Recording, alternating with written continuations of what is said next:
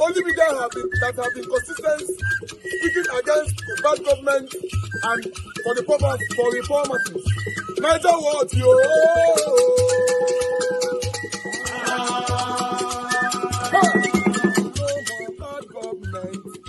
No more bad government. Niger what? No more bad government. Niger what? No more bad government. The only media that have been speaking. No more bad government. The voice of the voiceless. No more bad government.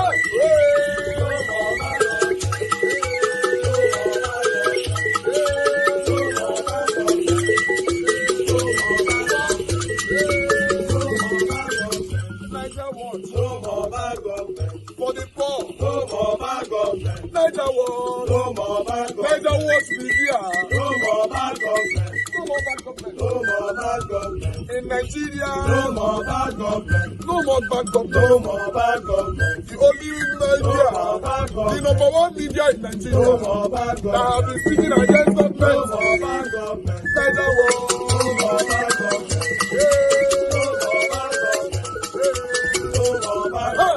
Niger what you? The voice of the voiceless.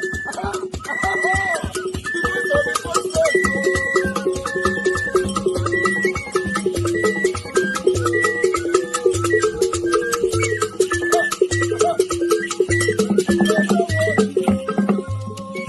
Voice for the voiceless. Voice for the voiceless. Niger what? Voice for the voiceless. Niger watch media. The only media that have been speaking against bad government. Being consistency since 1944. Voice for the voiceless. Voice for the voiceless. Umuwame. Voice for the voiceless. Umuwame. Voice for the voiceless. Voice for the voiceless. Voice for the voiceless. Voice for the voiceless. Voice for the voiceless. Voice for the voiceless. Niger watch you. We have been seeing all you guys have been doing, and we recommending to everyone in Nigeria, saying that you guys are the number one. Niger what you.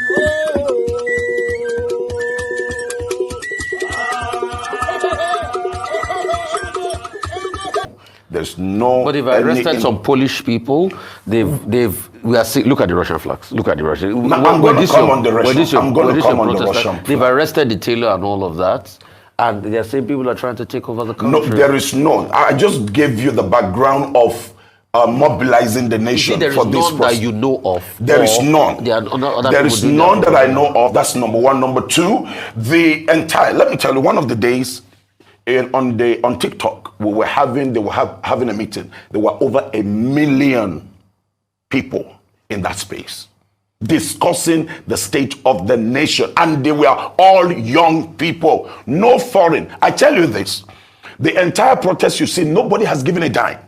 In one of the days, I was just leading the protest. There was a freeze account of some people. They said foreign influence money. We don't know about that. It's so surprising to me to hear that people were donating with money and sending from abroad and all of that into Nigeria. In one of the protests, is there.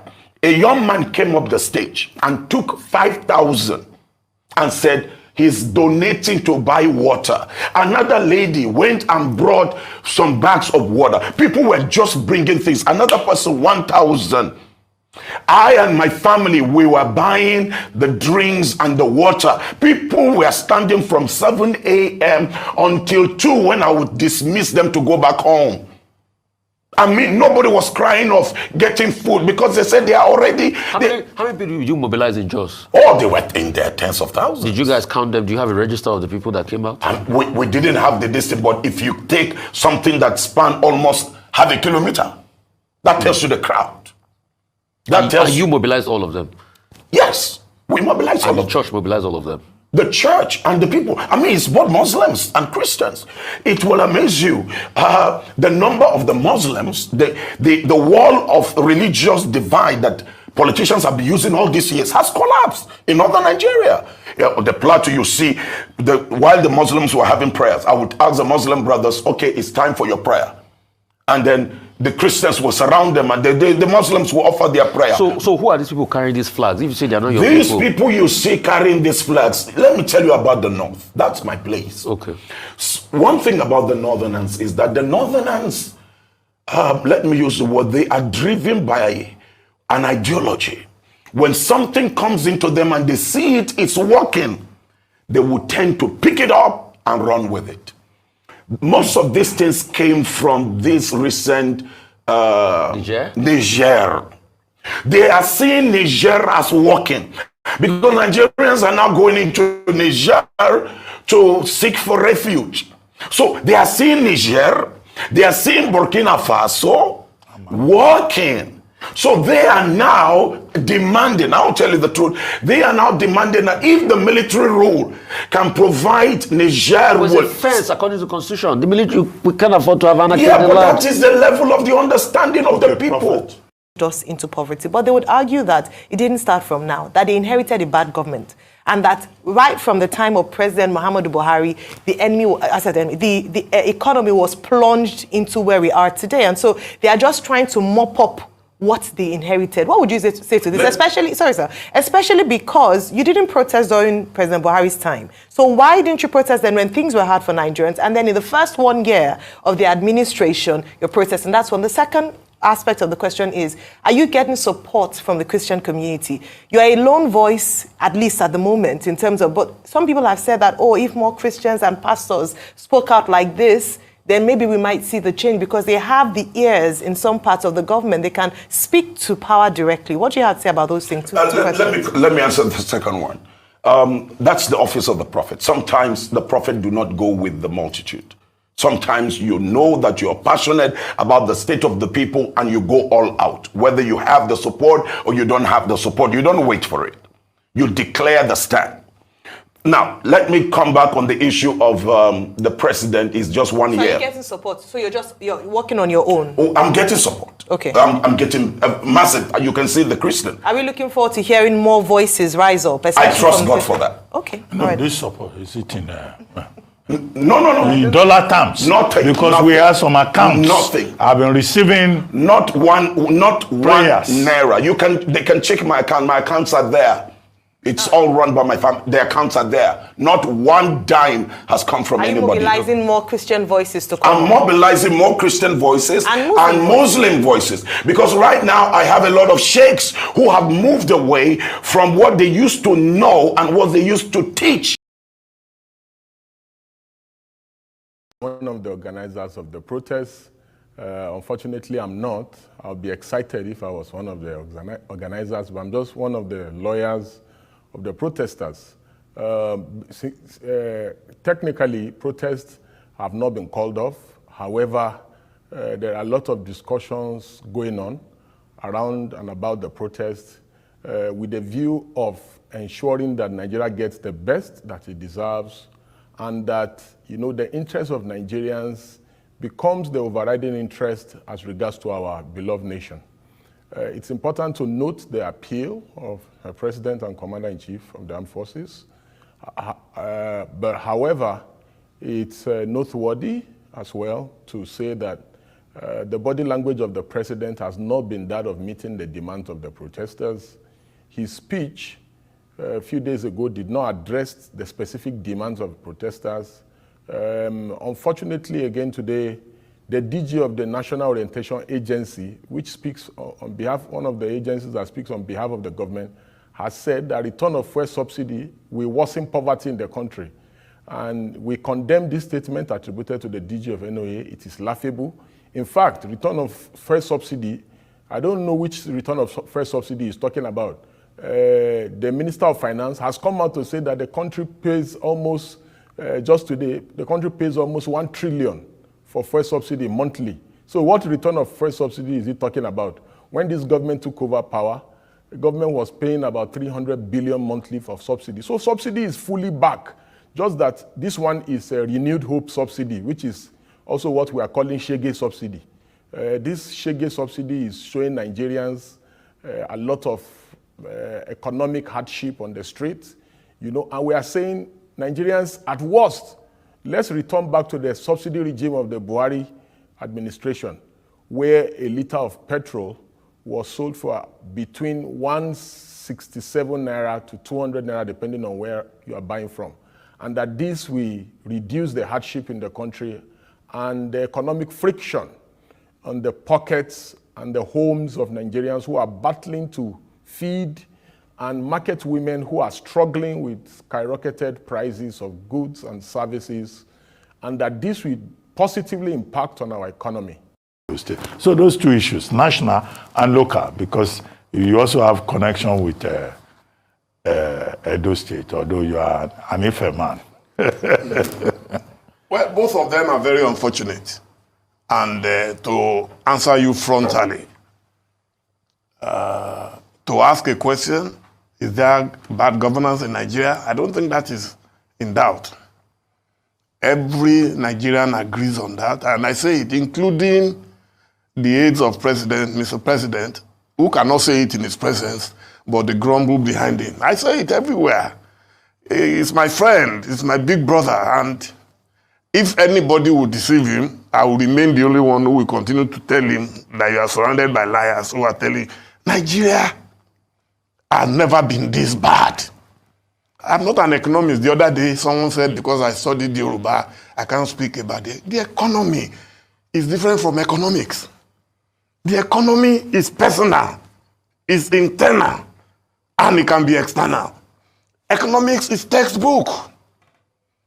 Every time we hear IMF said, according to certain indices, Nigeria today, I don't know, you are a big man, Ruby. Maybe you are not feeling it. I'm a struggling journalist. So if you are a struggling journalist, now imagine the ordinary man on the street. And seriously speaking, it is unfortunate. Because, look, I want us to be practical. I don't want to come here and be repeating and rehashing what people say about government is not doing this. I want to say what government should be doing. That's being practical. The reason why I would say this government is failing is because, number one, they've not been able to check the profligacy that goes on in government in Nigeria.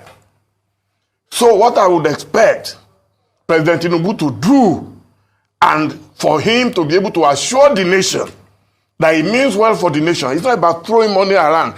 We've decided to give 50,000 naira to 3 million people. 3 million people amongst how many people? Over 200 million. It's a drop in the ocean. So I expect him to say, today, I am merging some of the ministries. As long as you meet the constitutionally required number of ministries, then cut off the rest. Number two, all these SSAs, every day, they are awarding appointments like popcorn. Like popcorn. Every day. You just remember, the daughter of my friend, the son of my former school teacher. You can't run Nigeria the way you run Lagos State. In Lagos, it's just a state, and then because it's a state, a very wealthy one at that, you can afford that. But nationally, the level of poverty in Nigeria does not allow that. Then all this living large, outlandish lifestyle. You want to buy presidential jet, you want to build multi-billionaire home, stop it now. And we have a good and reasonable example from Kenya.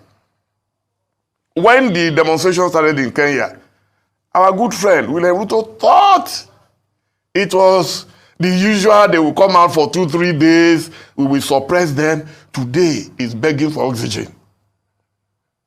And I pray they don't drive these young Nigerians to that level, because the level of desperation is unprecedented in the country. So the president must come out. It's not a question of when I'm traveling, I will reduce my entourage to 20 people. That's nothing.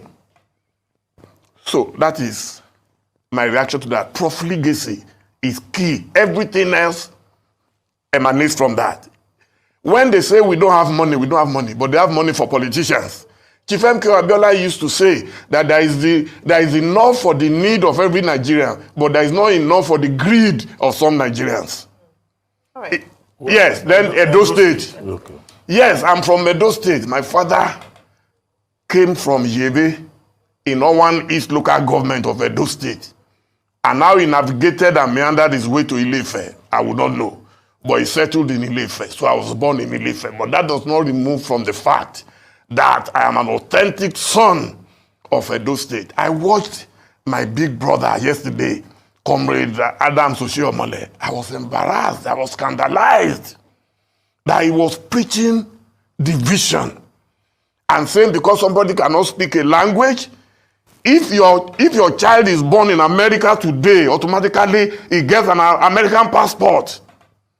So the fact that Aso Ighodalo is from Edo State is enough. That's what qualifies. But the other qualification is that how is his background? What is his foundation?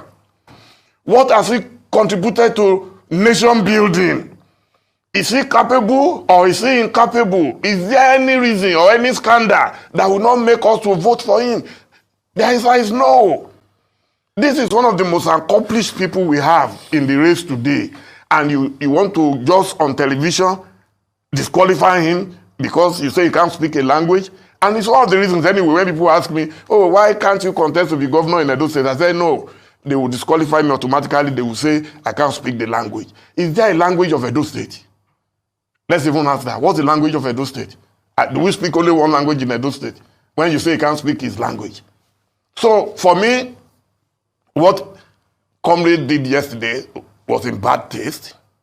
He should have campaigned for their own candidate in APC. I don't have any problem with that. Campaign for him.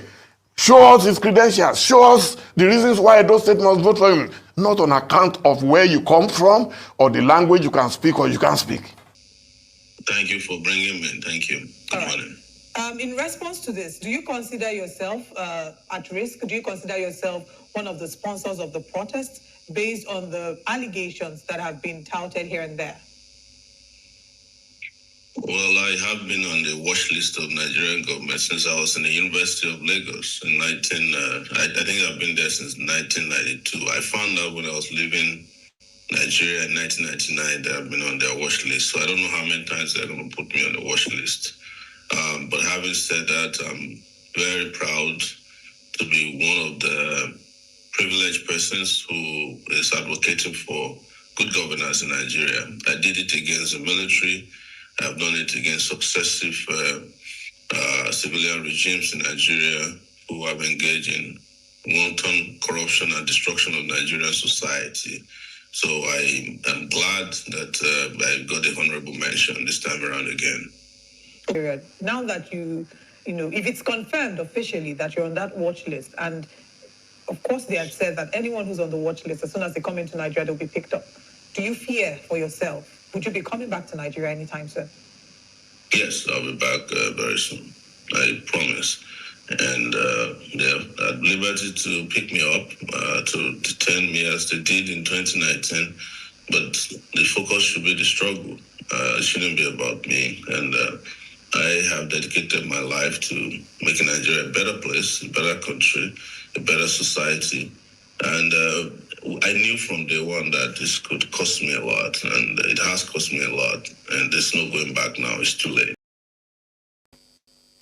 How was Ismail Mohammed, a 16-year-old boy who lived in, Kaduna State, how was he killed? That's a question that's on the mouth of a number of Nigerians. Who killed him is not in doubt. The army has put out a statement, but then the reports that we're seeing from the army and the Nigerian citizens is completely different. The army has released its press release. The director of Army Public Relations, General Onyema Nwachukwu, confirmed this, and there was a press release. He says, yesterday on the 4th of the nationwide End Bad Governance peaceful protest, the president finally addressed the nation. No, I do not believe that this is the correct one. Can we please double check? No, this is not it. We have a press release, and in the press release, he was stating exactly what happened, stating that they were arrested, that they had arrested the army official who had killed the young man, and talking about the fact that they had done a warning shot. Now, here's the correct one. On 6th of August 2024, troops of the Nigerian army received a distress call that some hoodlums gathered in Sowore in large numbers, burning tires on the road and pelting stones on security personnel. The troops immediately mobilized and arrived at the scene to disperse the mob and enforce the curfew imposed by the state government. On arrival at the scene, the hoodlums brazenly attempted attacking the troops, prompting a soldier to fire a warning shot to scare the hoodlums away, which unfortunately led to the death of a 16-year-old boy, Ismail Mohammed. The soldier involved has since been arrested and undergoing interrogation as at the time of this report. Saddened by the unfortunate incident, the Chief of Army Staff, Lieutenant General Taoreed Abiodun Lagbaja, has sent a high-powered delegation led by the General Officer Commanding 1 Division, Major General Landa Saraso, to visit and condole with the family of the deceased. The deceased was buried according to Islamic rites with senior military officers of the Nigerian Army in attendance, and it was signed by Major General Onyema Nwachuku, the Director, Army Public Relations. Now, as we all know how it works on X, you can put out one thing, but through community notes, we can get to see what the other position is. And there were several links on community notes that sort of debunked what was said. We can put, if I have my producers put the community notes up on screen to show that it had debunked what exactly was said regarding that. And, you know, in the community notes, they had put up a link, and one of the link links to the Vanguard newspaper report. And on the Vanguard newspaper report, we had seen there that they had said that, no, it wasn't a warning shot, that it was actually the fact that the young man was at home and that the army came and shot at him in his home. That was what the Vanguard newspaper report said. But now let's get to the tweets to see what Nigerians are saying about it on X. Our first tweet is from Wemimo Adeuni. And Wemimo Adeuni, of course, had said that the army had no they had no right to be there. Let's take a tweet. Can our producers please project the tweet? Wemimo Adeuni said, "You have no business in civilian protests or enforcing curfews. The police are abusive enough. They had stones, you shot guns. This is an abuse of office. The persons who ordered you to go there must resign immediately. Hashtag end bad governance in Nigeria." Dan Bello says, "Warning shot, was the boy flying?" And the next tweet was from Mwafresh, who says, "On arrival at the scene, the hoodlums brazenly attempted attacking the troops, prompting a soldier to fire a warning shot to scare the hoodlums away. This is where I stopped reading. If you want to take responsibilities for your actions, you do that without making excuses. A trained soldier should know how to fire a warning shot." And the next tweet is from Yesia Kugu, who says, "The 2 bullets that killed the teenager in his home were not stray bullets. They were bullets deliberately shot at him while he was closing the door of their house. We demand justice and for the perpetrators to be arrested and charged with cold blood murder." And away from that, Ben Samuel says, "This is called negligence, leading to the avoidable and needless death of an innocent person. No sane country responds to riots or protests with AK-47s or other dangerous weapons. The UK is currently facing similar changes or challenges, yet not a single weapon is deployed. They are arresting and prosecuting offenders. Someone must be held accountable for this failure. Police dogs, human shields, and water cannons are enough to manage protesters. When are we going to learn? Offensive weapons should only be used against bandits and terrorists." And the next tweet we have from Prince Moses Ogbeche, who says, "Why are our security forces not using rubber bullets in this time and age?"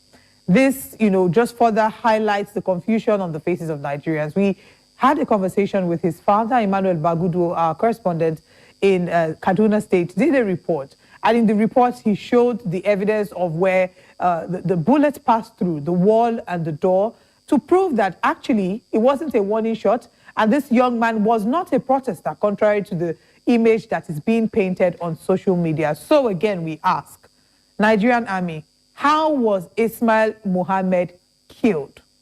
How was he killed? Nigerians deserve to know this. The parents of the young boy deserve to know this.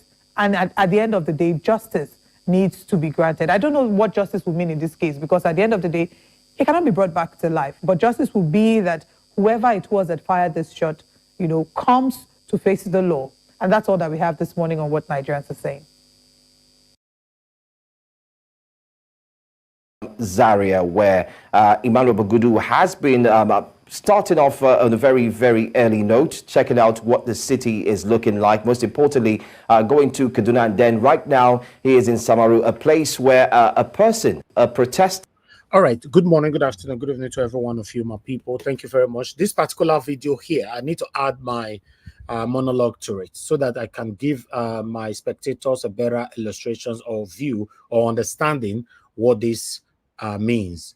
You know, News Central went all the way, you know, to investigate how, you know, this 16 years old, how he was killed, because the Nigerian army is not telling us the truth. Although they have taken responsibility that, yes, you know, the whole thing happened by mistake.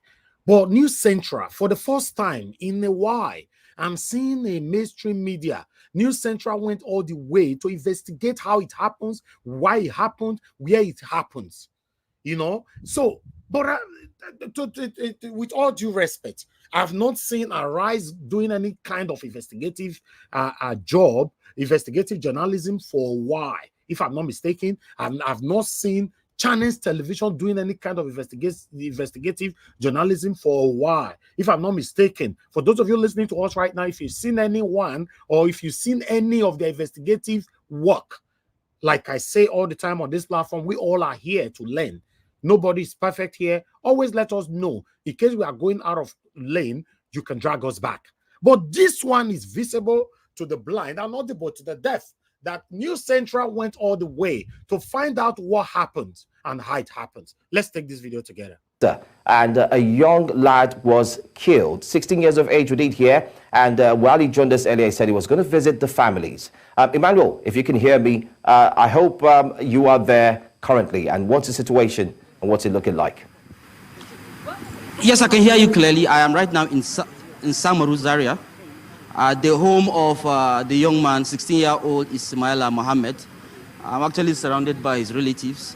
His father is inside, attending to people that are coming to pay condolences. And the story is so pathetic. And everywhere is so moody. They are still mourning the demise of their son who was shot by the the officer of the Nigerian Army.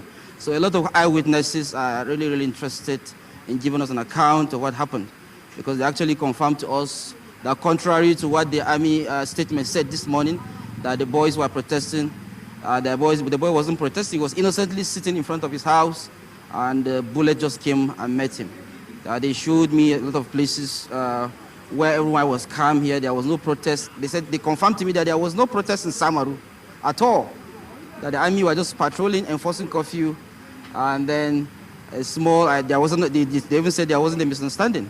That the overzealous, according to them, allegedly overzealous Army officer who was trigger freak, just shot the trigger at the home of the boy twice, and then the boy died instantly. So I have a lot of eyewitnesses. Eyewitness number one. Where's the guy? Okay, you're here. He's here. Okay, this gentleman here actually witnessed the shooting. We'll talk to him before going in there to pay our condolences to the father of Ismaila Mohammed. But he's going to give us exactly what happened when the shooting started. Okay. What's your name again, sir? My name is Mansour. I was in the market, sitting beside one shop, my friend's shop. We were there at the market and summer was peacefully, but we heard that what happened around the Zaria metropolitan and mobsters gang and broke other places, but nothing happened in Sowore actually. So we are sitting down, but we heard that there is curfew in Zaria and Kaduna and other places. So we are just sitting down, everybody in his shop, doing everything is going fine. Then this army now came into Sowore. They came to Sowore market, they started chasing people around, that everybody should lock the shop and go back home. So while we are doing so, I was even standing in the front of the shop. One of the army officers came to me that I should lock up my shop so that I should go home. I did that, I locked up the shop. On my way coming home, the guy just passed me. He went straight to a place where we call Kaswandere. He fired a warning shot. He shot on the ground. From there, I now came back home. I stood with my friends and my brothers and what have you. We were just standing there, and we now saw an army close to market. They blocked one guy on motorcycle. They started hitting him. While we are watching, the soldier now turned around. He was gathering, watching what is happening. He now comes into the street. From there, he just come inside. He now met one old man that is repairing shoe. He told the man that, Baba, can you park and go home? The man told him, no, I cannot do that because I'm here protecting my business. He now walked up again. He met one man sitting by his house. He now told the man, he told his children to go back inside the house. And he now passed. From there, he cocked his gun. He met some old men also sitting down. He asked them, Baba, please go inside. They said, no, we are at our home. We are not going anywhere. Me and my brothers, we are standing close to my house with some of my friends. He now passed us. He looked at us and shook his head. He just walked straight. Those boys that are just standing there, they are just standing here. When they saw him from afar, they ran away. Two of them entered the house. The remaining enter this house. They lock up the house. In our own eye, we now saw him walk through the door. He just give two shot to the house, and he now turned. When he saw him turn, we now run and enter our house. When we come out, we said that, why would this guy shot to the house? And nothing happened. And these children did nothing to him. They are just standing. When they saw him, they ran away into the house. So now, after 5 minutes, his brother now came from the house crying. Another woman now came out. They now brought him out. Yeah, he wasn't dead then. The injured person. They now brought him out. They dropped him there. After they drove him here, they now saw some soldiers at the market side with their van. They now, and Maru and one other guy, they now rushed the guy, trying to go and meet those soldiers. Before they went there, another 2 soldiers on bike were just passing. They now asked them what happened. They now dropped him. Maru started charging at them. Why would you keep somebody inside house? And this guy, he didn't even step out. He was inside the room. When he heard his brother got into the house, that's when he came out to see what is going on. So that's the time when the guy fired the shot. And the shot was straight, not even up, not even down. He just straight to the door. That's how he fired the gun. So when they went to there, they met the armies were just stranded. They are confused, they don't know what to do. They started shouting, and the other van now rushed.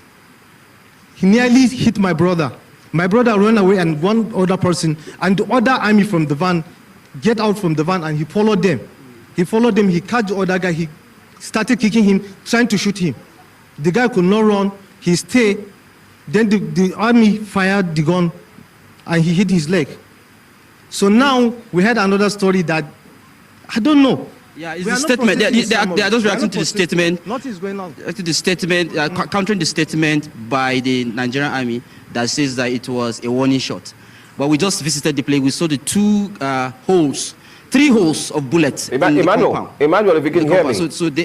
Emmanuel, I'm sure you can hear me. So far, so good. It's an alleged statement that's being made live on air now, that this is what the army did. But I mean, your eyes, your nose, you do have the camera with you. If they can permit you, can you just walk us through? Let's see what that door looks like. If we could find these bullet shots there, to the eyes of everyone who's watching us now. Yes. This is just the first eyewitness. The second eyewitness is going to take us to see the bullet shot. All right, go ahead. Go ahead. So see, this is the second eyewitness. So you're just going to let us know how you witnessed the shot. Then then we'll just take us to where the shot, where the boy died, where he was killed. Okay, so bari ni da wasa ko? Okay, to jama'a kamar yadda kuka gani muna nan lokacin da duk abin da ya faru. Saboda just a single soldier that did this thing, yayi wannan aikin. Ba wai mutane da yawa bane. Muna zaune mutumin ya zo, shi sojan ya je bakin kasuwa, ya kokori mutane, ya tattaka mutane kayan miya, ciwon stash. Mu ko muna bakin shago muna abin nan shi. Zaka kai mu dakin nan wani da aka yi. Okay. So why he just tried to say is that he's just giving the same narration that the first speaker gave in English, but he was just going to take us to the venue, that's the incident, where the incident happened, where the holes, the bullet holes are actually showing. So that's where we're going right now. Let's go. Yeah. So these are all the community members, the family members that who are all bereaved, that are currently talking to us. Yeah. So we're going to show you, where the soldier shot at them. So so this is the entrance.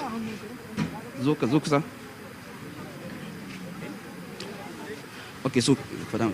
Look at the first bullet. Okay. So this is the whole of the first bullet. This is the second one. This is the second bullet. This one. Can I call it? Yeah, this one. So we also have another one inside on your light. Okay. So the bullet penetrates. This is a line. The line of the bullet. It scratches here. There is a scratch here. You guys can come.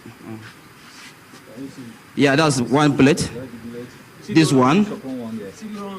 And this is the most horrible sight here. Yeah. Oh my God. So it's a very pathetic situation. In fact, one of the most touching stories is the fact that the person that the boy was shot right in front of his elder brother, or younger brother. In front of elder brother, because the elder brother was coming just at this spot. So in the process of the elder brother trying to close the door, so the bullet down passed in front and went and met the victim. That was what really happened. The victim was just coming in from here, right inside the house. So these are all family members who are actually bereaved right now. So you want to ask another question to the eyewitness, second eyewitness? Well, Emmanuel, I think with what you've shown to us, it's a very touchy situation right now. Quite sad, seeing a family losing a loved one. Oh my God! Oh my God! This country is a crime scene. I believe many of you can see why we talk here every day. You see, some of you who are protecting these people that is causing us these pains that we are facing, some of you that is protecting these failed satanic leaders, both the past and the present. My question to you, if this was to be your son, what would be your position? Just be honest to yourself. I'm not asking you to come here. Obviously, you are satanic. You're not going to speak to the public. But within you right now, I know you are listening to my voice. If this was your son, because you see what is wrong in the country, you are still supporting it. So if this was your child, what would be your position right now? Ha! And wow, what a country. Let's move on. Thank you very much, my people, for your time. I still have a couple of presentations. I'd like us to quickly take it from here. Let's listen to man, this thing really affect me, man. God, I feel for this 16 years old boy, man. The Igbos, they decided just to cause problem in the country. What is the problem? The problem I'm telling you is because they know the truth. Since all this way, they have been trying to cause problem, but no problem, and everybody knows what they are doing. If you watch here, I'm from River State, I'm from Ikwe. We are here in our business place, everywhere is open, everybody is doing well, all the shop here is open. But if you go to their own side of shops, everywhere has been locked by them. They know what they are doing. This meeting has been done by them, they know what they are doing. They are trying to sabotage the government of Tinubu, but no problem. How is that concerned? People are not coming out. The shops are locked up. That's what I'm telling you. 5% of shops. That's what I'm telling you. As I'm coming out now this morning from my house, all the whole Igbo shop, plumbing material, building material, every other thing has been locked. They did that meeting and they caught them that everybody should lock down their shop. Now let me tell you, see what is going on in Imo State now. They told us it's a peaceful protest. But today, what you are seeing is not a peaceful protest. They have been killing police people in Imo State, shooting at people. Is that a peaceful protest? The answer is no. So all these things that they are doing, they should stop it because we know what their plan is all about. What they are doing today is the same thing that they did before. This one is Biafra something. So we said we are reverse people. We cannot allow such thing to happen. It's not that what is going on in this country that will like it. But the way they are doing it today is look as if this thing is one side something. Concerning Igbo and the Yoruba and the other test them. No, that's why everybody should tell the truth. Are you hearing me? What the Igbo is doing, they are trying to cause problem in the country, but I pray let it not happen. See where everybody now, they are in their business place, doing business. Go to all their shops, everywhere is locked. What is the reason? Because the unless they come out to say the Igbos will not join the protest. Yes, they say so. They say so. Now they have locked down everywhere. Just like me, I'm happy that Nigeria should do a peaceful protest. Are you hearing me? But why are they behaving like this? Go to their shop now. Now I wanted to buy WC now. I can't buy WC. They said they are in a peaceful protest. What is peaceful protest? Where they are killing police, killing Navy people, killing army. Is that right? And they are telling plus rubbish. So they should call them in order. This is their Biafra of 18. This is not how it's supposed to be. Thank you. Let's talk. Your colleague said 95% of Rivers residents are loyal to the FCT chairman. FCT minister. FCT minister, and they believe in the government of Bola Ahmed Tinubu. No. How true is that? No. The person that made that comment is lying. Let me tell you, I'm a Rivers man. Yes, you came from Ikure. I'm an Ikure man. It's never all Ikure people that is loyal to him. I'm not loyal to him. As I'm concerned today, I'm a full loyalist to Honorable Chibike Rotimi Amechi, being the former Minister of Transportation. So it's not all the Rivers people. But what you're trying to pray, they are preaching for peace. I know what everybody is doing very soon is going to come down. We are not loyal to anybody. Nobody is feeding me. I'm not feeding anybody. So we should give him time. Let's give him time. Let's give him time. Nobody should go and cause problem in this country and be telling us, well, what they are doing is bad. Igbos are trying to cause problem. That's my own. They should warn them and they should be careful about what they're doing. He had what the governor said yesterday. The governor did the right thing. For the governor to say, let there be the peaceful protest. And that's what all of us, see, look at me today. I'm here in my shop. So you are doing peaceful protest? My peaceful protest is in my shop here. God bless you. Thank you. All right. Before I will move on to another video, in case some of you that didn't understand that video, make I let you know. You see, that man is one of the people that put us all where we are today. Okay, now the protest is already gradually, or rather drastically, dropping down in the South.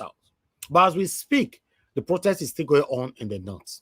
What this man should be focusing on right now, if only he wants to be realistic, he should be talking about the Northerners now that they are still engaging the streets. But how come the Igbo people will know your joint protest at all? Sometimes, if you hate people, you'll still use style to them. This rubbing of the hatred now is becoming too obvious. Igbo people did not join protests. The same Igbo people that you say they are creating problem in the country, they lock their shop, their house. You they say because you want to buy something from them, you don't see where buy something. Why do you want to buy something from an Igbo man, for Christ's sake? If you know they are not important people. Why? Hey, we have a long way to go. Nigeria, I know why my day, because normally I was trained not to be speaking negative things with my tongue. But normally, sometimes we need to be realistic. When I just say this Nigeria go better for our time, so it go hard. It go hard. The problem we have in Nigeria is not just the president. Every president that have ruled us, as far as I'm concerned, you can blame them. But now let's come to our states. What about our governors? Because I noticed that we are quick to call out the president. We don't talk about our satanic governors in various states. Then what about the people, you and I? Yes, you and I. Because the president or the politicians are bad. You and I know that, right? But if the politicians give you money, they collect them. The problem in our country is too huge. It's just too huge. You see, Prophet Buba was talking earlier on. How many pastors and those say don't come out now can't talk for this matter? I had to ask on the other day. The top 5. When I don't see the can't talk. As things hard reach so. Now don't see them. Let's listen to what that the phrase have to say. Look at Nigeria today. People can barely eat. 5 churches on every street. On my church, there are 7. On my street, there are 7 churches. People pray like nowhere else in this world. Nigeria is the 2nd country in the world, only to Afghanistan when it comes to prayer. Nobody pray reach us. But yet, where's the result? We are not healthier. Our life expectancy rate is 55 years, while the people in Hong Kong that are Buddhists, their life expectancy rate is 85 years. We are not healthier than the people who worship Satan. We are not more moral than the atheists. We are not richer than the agnostics. We are not even living better than pagans. But yet we cry to this God from morning till night like our God is deaf. It reminds me of the prophets of Baal who sang and danced and yet Baal didn't answer. This God that we're serving in Nigeria doesn't sound like the God of Elijah, who answered by fire. As a matter of fact, the church caught fire the other day, so it reversed fire. Let me talk to you about South Korea. South Korea does not have much oil. Some people say they don't have any oil at all. The government says they have some oil. But guess what? They have among the top 5 refineries in the world. The Ulsan and the Yeosu refinery in South Korea. This is a country that does not have plenty oil, or they don't have oil at all. We have oil. We're an oil giant. We don't even have a refinery. Today, Dangote is building his refinery. Tomorrow, government wants to take it from him. Next tomorrow, Dangote has no crude oil. Dangote is crying in the newspaper. Doesn't make any sense to you at all. We lack the ability to build capacity, but we run from prayer house to prayer house. We cast and we bind and speak in foolish tongues. Robo shebebe rabababobobo. Ogunle aye wa ode deku. Nothing is better. And I'm here to break your heart this morning. Now let me even tell you something. There's no biblical reference of how Esau passed away. But according to the Babylonian Talmud, Esau died because he was trying to prevent the burial of Jacob at Machpelah, the cave. And one of Jacob's grandson, that's the son of Dan, was the one that died Esau. So Jacob even first Esau by. Doesn't this sound funny to you? With all the blessings, he still served his brother. His children ended up as slaves. He bowed before his brother. He didn't have grain. One of the blessings was you have an abundance of grain. 2 times Jacob went to beg for grain in Egypt so that he will not buy. He used the exact word. He said, why are you looking at each other? He told his sons, run to Egypt. They have grain there. Go and get us some, or else we buy. So my question for you today is, who's really the blessed one? And I'll tell you for free that it was Esau. Yes, at the end of the day, Jacob was the blessing because he was the father of Israel and all the nations came from Israel. Yeah. We have that. But I'm going to tell you that while Jacob lived, Esau was more blessed. Because he could hunt. Because he could cook. He had capacity. In those days, that's all you needed to survive. Fight, hunt, cook. You don't need to drive car. You don't need to be able to use computer. Those are the basic skills. He had the basic skills. And I'm here to tell you today that until we develop our capacity to survive in 2024, we will continue to beg countries like China, who are predominantly atheist. Do you know that in China, you cannot take a child to a church unless the child is 18 and above, or a mosque? They don't want you to indoctrinate your children. They don't want your children to be raised with ideologies that religion can save them. Because in truth, how has religion saved us? How are we better than the next man who does not believe in our God? Or the one that does not believe our God exists? Or the one that categorically believes in Satan? How are we better than them? The Bible says, he who does not love does not know God. 1 John chapter 4 verse 8. Nigeria is the first place you will see that there's no love. We don't love one another. Igbo, no fi marry Osu, Igbo to Igbo. Yoruba man, they're going to tell you, say, no marry from this tribe. We are not talking of Yoruba to Igbo, Igbo to Igbo, Yoruba to Yoruba, Muslim to Christian. You will see Christians, this not Pentecostal Catholic, redeemed people will tell their congregation that they cannot marry MFM. Pentecostal to, we are not talking of Catholic or Muslim. You don't know God. The Bible says, he who does not love. Look around, did you see love? As long as you don't see love, you don't see God. You might see churches. You might see prayer. You might see people casting and binding and fooling themselves, but the evidence of God is love. It's also the fruit of the Holy Spirit. Read Galatians chapter 5 and inform yourself instead of relying on the lies our parents were taught by those who were ignorant and manipulative. And our parents carried on those same lies and passed them to us. I will never pass on those ideologies to my children. Because the Bible is also clear. It says, he who does not work will not eat. There are people in Nigeria who will not work on a Sunday because that's the day of worship.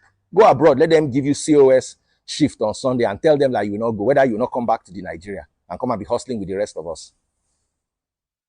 Wake up, Nigeria. Wake up, Africa. Religion cannot save you. The Chinese in 1960, when we were a rich nation, were going through the Chinese famine where 50 million people died.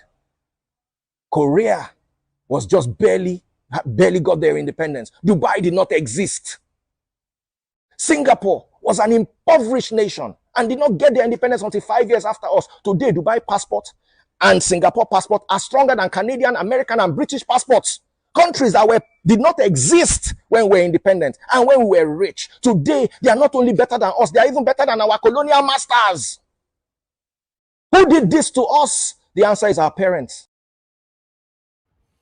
And we are still praying. We are praying. People, a lot of people who said, don't worry, God will do it. Tinubu will be removed overnight.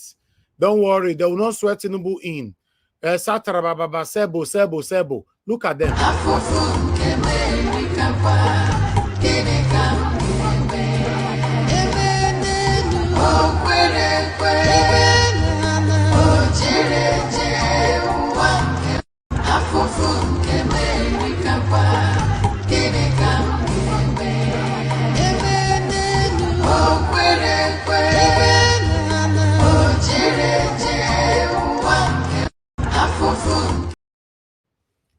Now, devil, they all they beat for grant. So, devil. Now, those people, they beat for grant. So, devil. We have a long way to go in our country. It's very unfortunate we find ourselves this way. Very, very unfortunate. Very, very unfortunate. Let's take this. But I will not be here seeing a police officer who is going out on the basis of it that is securing us, and they are not well paid. They are not well paid. All of us are struggling in this nation because some people amass so much wealth for themselves. And this protest is not for only me. It's not for only those of us that are going out. It's for all of us. It's for the betterment of Yoruba, Igbo, and Hausa. It's for the betterment of the tout, of the low class, of the middle class, and of the rich. So the so-called tout does not have any right to tell me to go away from talking about my father's land and his fatherland. The same thing that he's claiming for is the same thing. So we don't want to be violent. That is why we are here peacefully. But tomorrow we will be here by God's grace, and we hope that our security men, you can see we have beautiful faces here in our security who are ready to support us, who are ready to give us that same opportunities that our leaders that are investing our money in Abuja are also benefiting from. We want freedom, we want peace. We can't continue this way. Yes. Enough is enough. Our fight. And our fight is not against anybody. Our fight is against good governance of this country. Every civil servant will benefit from it. Colleagues, a lot of them have taken the side of government. Their comment section has been put off because they don't want to get the air of Nigerians. I don't want to mention names. Some of our veteran Nollywood actresses who supported this government, they are hiding their face today. They cannot come out. The comment sections of their social media accounts are switched off. They can't take back. They can't take the what's it called now? Backlash from Nigerians. But I'm telling you, for those of us who still believe in this country, for those of us who have continuously fought from the time I was an undergraduate to the time before I got married, to the time I got married, to the time I had my children, to the time my children started to have their own children. Today I'm a grandfather and I'm still in this struggle. And I'm with you and I'm telling you and I'm telling everybody in this country, even if they end our lives, the government, bad governance must end. We are prepared to die in this struggle. Wow. Our situation is very, very, very critical in Nigeria. Very, very, very critical. I appreciate every one of you, my people. Thank you so much. And not be like say we know we are too serious. I'd like us to at least smile a little bit with this video.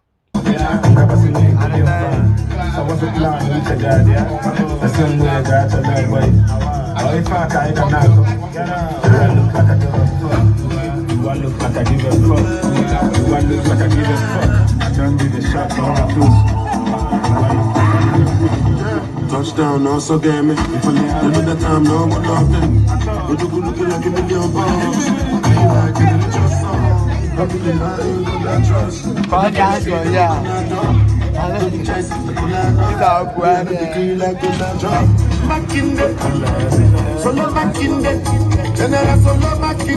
The first time we they use lap them face. You know my style in a photo, and I look good lie, they go small. When you talk, say I no show love. Yeah. Do I look like I give a fuck? Do I look like I give a fuck? Do I look like I give a fuck? I don't give a shot, so I'm close. Do I look like I give a fuck? All right. Good morning, good afternoon, good evening to every one of you. That is the end of my video presentation today. I'm just going to take some headlines of my articles that I have right here for you guys so that we can start talking. Mother of all Mommy Diaspora, good evening to you, Mommy. Thank you very much for all you do. I appreciate you always. Madam Iris Finance, I can see you. Thank you very much. I appreciate you always. Madam Matian, Obasi TV, Madam Pachata, Gujomi, Oga Abu Azi, good evening to every one of you. Thank you, Madam Rita. Thanks for joining us. Thank you, Lady Eugenia. I appreciate you. Uyi Ogbede. Thank you very much. Clement, I can see you as well. Thank you, Jeko Obedient, Party Solomon, Mr. Johnson Emmanuel. Thank you very much, Madam Obi Ashuko. Thank you very much, Agio Deborah. Thank you, thank you. Good evening to every one of you. For those of you that have super chatted the channel already, Lady Eugenia, thank you. Mercy Omerige, Jeko Obedient, Peggy Modi, Tracy Jacobi, Adelaja Ogobiyi, may God bless you all. May pocket never run dry. I'm very, very grateful. Thank you for your continuous encouragement. I'm always, always grateful. Thank you very much, my people. Do your part, press on the like button. Please always do this. Always press on that like button so that our voices, my voice, the voices of my callers, my panelists, all can go far. I appreciate you all. We are here. We're talking about the state of the nation, the things that's affecting you and I. That's why we're here.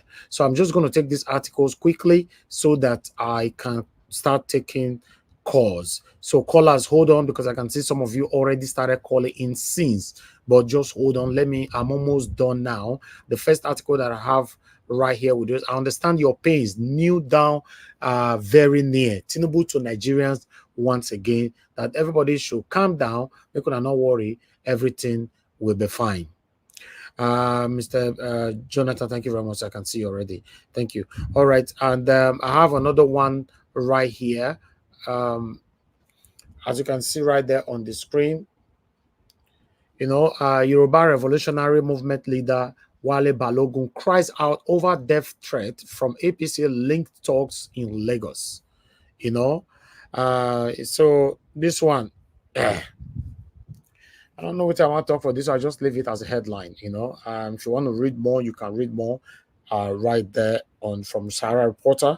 Then I have another one here for you, saying that power sector has improved under President Tinubu minister. I talk this one. So I'd like to take one or two paragraphs from this. The Minister of Power, Chief Adebayo Adelabu, has declared that there has been improvement in power sector following the reforms introduced by the President Bola Ahmed Tinubu's administration. A statement by the ministry on Wednesday said Adelabu stated this during the first meeting of the Inter-Ministerial Power Sector Working Group set up by the President.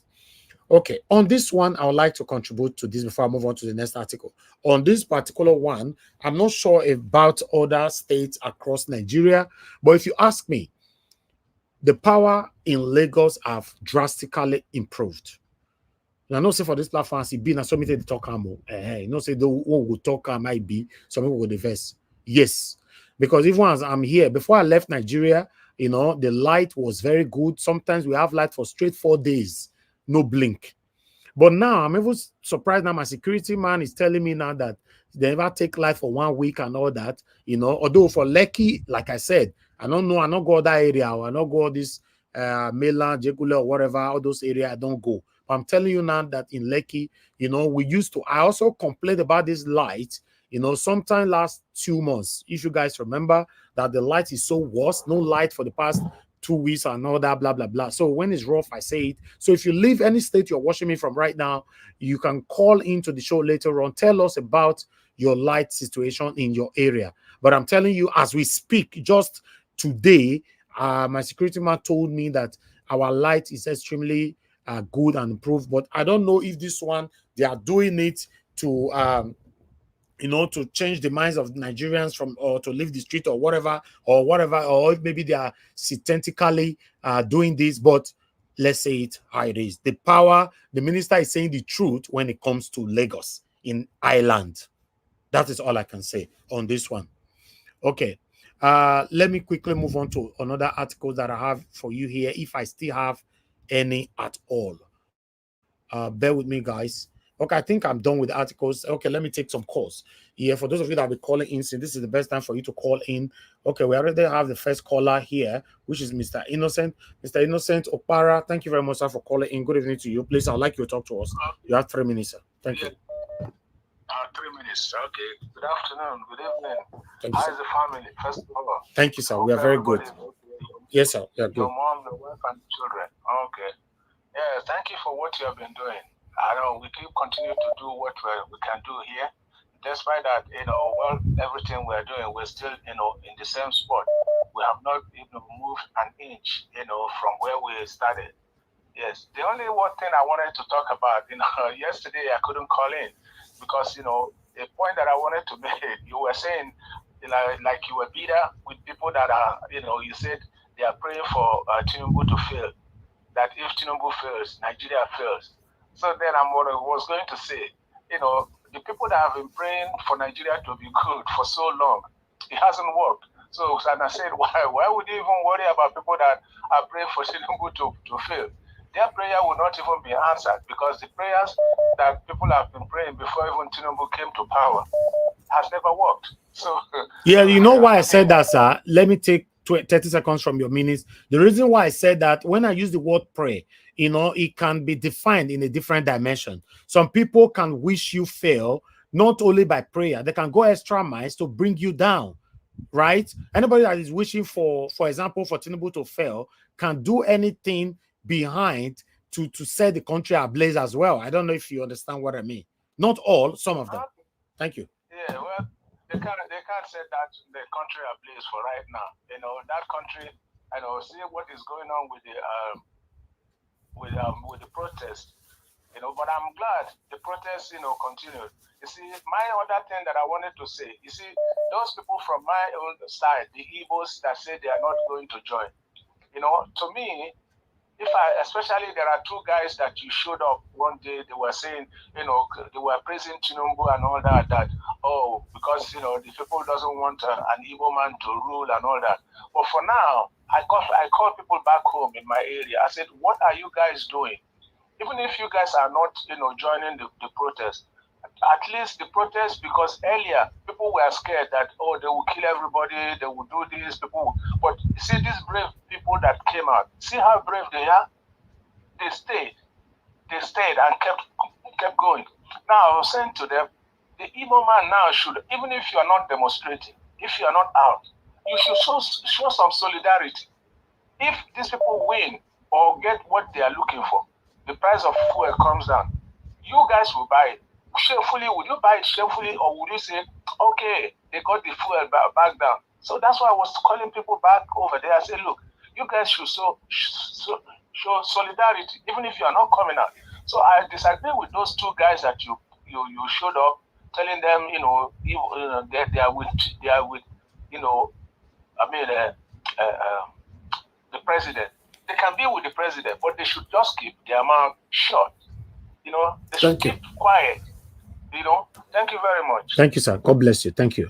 Before we take another call, there's something I wanted to tell you guys. Let me just say it right now, because a lot of people are calling. Mr. Chimize, please hold on. If I pick your call now, your minutes will be counting. So I want you guys to congratulate me again. I want to put this one, because remember a couple of days ago, a lot of you congratulated me, but I was waiting. Maybe some of you have noticed this though. I was waiting to see it on the comment section, but nobody noticed it at all. But still, a lot of you congratulated me for my hitting 100,000 subscribers. But I want you to also know that YouTube have verified Nigeria was channel as authentic channel. We've got a tick now. If you can check it, although not you can see from your phone, you can't see from television. If you're watching from TV, you can see from computer. YouTube said they are working on that for everybody. So, but I want you to understand that this is a very, very big achievement for me, because there are some people, for example, that already have 1 million subscribers. They are still not being verified. Some people, for example, now, okay, let me put this on screen so that you can get what I'm saying. What you can see there, if you are looking at the screen right now, you can see that Nigeria Watch has got a tick there. You know, we already been verified. You know, but what I'm saying is that some of you might think that it's just a normal thing. It's not normal because there's a lot of processes you need to pass through for this to be done. You know, and when you are verified, a lot of people value this even more than more subscribers. That's just the truth. If you want me to reference now, for example, Arise Television has still not yet been verified. Arise Television is about 900,000 subscribers till now. YouTube have still not verified them as we speak. News Central that we just played just now, already above 100K long time ago, getting close to 200 if I'm not mistaken. They have still not yet been verified. You know, many other mainstream medias, for example, NTA, ITV, and many others in Nigeria, they have still not been verified. So the only channel that I know that is verified right now is Channels Television is verified, and TVC is verified, Nigeria Watch is verified. So I think this is worth celebrating. You know, I'm just grateful to God. Then I'm grateful to every one of you that have been genuinely supporting us, encouraging us, praying for us on this platform. I'm just going to say I'm grateful. I don't know how all this is working upon the try that many of the satanic, rather not our, many of the satanic people have tried on this platform to bring our channel down. Some of the people that have joined us before in the past as a panelist, immediately maybe we have issue or argument, they will leave. The next thing they are plotting is to bring the channel down and all that. But God have been so faithful. You know, within a week, you know, we hit two things at the same time. Nigeria Watch is verified, and it's not just only the verification platform that I have. You know, my Instagram, I have verification. I'm verified there, and many other of my platform as well. But this particular one, YouTube, is a very, very complicated process to follow for you to be verified, and I got it. So I'm grateful to God. God bless you all. Let me take some calls quickly. Thank you very much, Madam Origin, for calling in. Good evening to you, ma'am. Please, I'd like you to talk to us. Hello, Mr. Niger Watch, another milestone. Congratulations. Thank you, ma'am. We keep praying for you for higher heights. Exactly. Thank you. Thank you for all you do. Thank you for this candlelight for the people. I think that verification is to authenticate that you are for the people. Please keep it up. Remain for the people, because the people need voices. I thank you again. Thank you, our ninjas, everyone that come here every day. You never lose your reward because it is for the people. Yeah. Thank you, Mama Diaspora. Thank you for all you do for us. One day I am going to, it's like, I can't thank you enough for all you do for us. First, giving us a son that is not giving us a headache or hiccup. So I go straight to, I have like 3 points I want to raise. I'm trying to see your team to see if they're going to limit me. But first of all, you see, when we keep talking about media, screaming about it, that they should start investigative journalism instead of this, their sensational and the government prepped journalism. You see, what News Central did, if News Central has sat down on their high chair requesting for press release from the likes of El-Buba, and the rest of them, what we could have had is another community in IDP camp and annihilation of the community. This thing that happened is this serial mopping up lives. But thank God, News Central debunked the evil that would have happened on that community. Thank you, News Central, for saving lives of the community, that community in Kaduna. As we are speaking, this thing that happened in Kaduna is the staging and the mopping out of lives. Mr. Niger Watch, I just say this very quickly. You see, there is something we missed yesterday. I want to call it up. There is the People's Gazette raising alarm that we came by Jabia Mila at Baguio, pressure Tinubu to sanction secret plots for hoodlums to kill police officers. I'm reading it as it appeared yesterday to blame it on end hunger protests. This is what is going on in different places. Example of our community. Example, Imo State. Imo State is on continuous, incessant buying of lives by government staging. You mention it, call the names. If they don't call it the fact, they call it unknown government, they call it IPOB, buying police officers. Go and investigate to find out that if there is the hand of the person that is doing it will be seen if further investigation is made. Now I go to Mazin and Kalo. You know, as people were agitated, see, they will tell us Igbos are not protesting. Igbos are protesting. Igbos close their shop. Igbos open their shop. Igbos are shouting that their shops are looted when others own. You see that man talking from two sides of his mouth.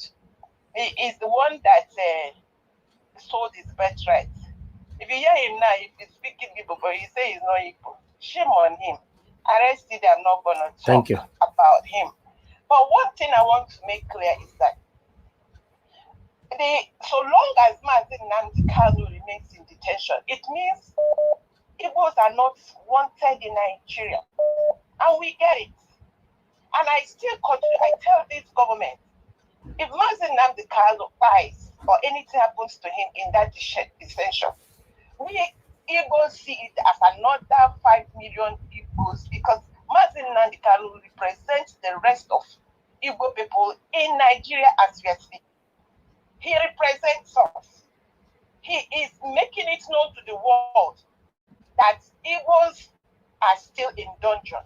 Igbos are rejected. The genocidal war of 1966 is a reality. That is what's keeping Mazin Nnamdi Kanu in that dungeon, and everything else they are doing to him. That is what it signifies. And I speak to the Igbo politicians. And please, when I mean Igbo politicians, I don't include, clearly, I don't include Olani Beku installed, Mr. Nigel, please, 30 seconds, please. Please, I'm begging. Okay. I don't include Olani Beku installed governor. I don't include the bomber that bombs the people. I don't include them. I am talking to the nice and peaceful, loving, and progressive politicians in Igbo land. Please, while you are there, just know that everything you're doing inside a government that does not like nice, peace-loving, progressive people, you all are just practicing.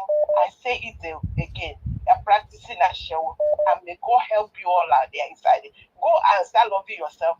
Gather yourself together. Believe in yourself and deliver your people. Thank you. God bless you, Mr. Thank you very much, ma'am. Thank you so much. Thank you. Okay, Ogashimize, thank you, sir, for calling in. Ogashimize, are you there? Good evening to you, sir. I greet you.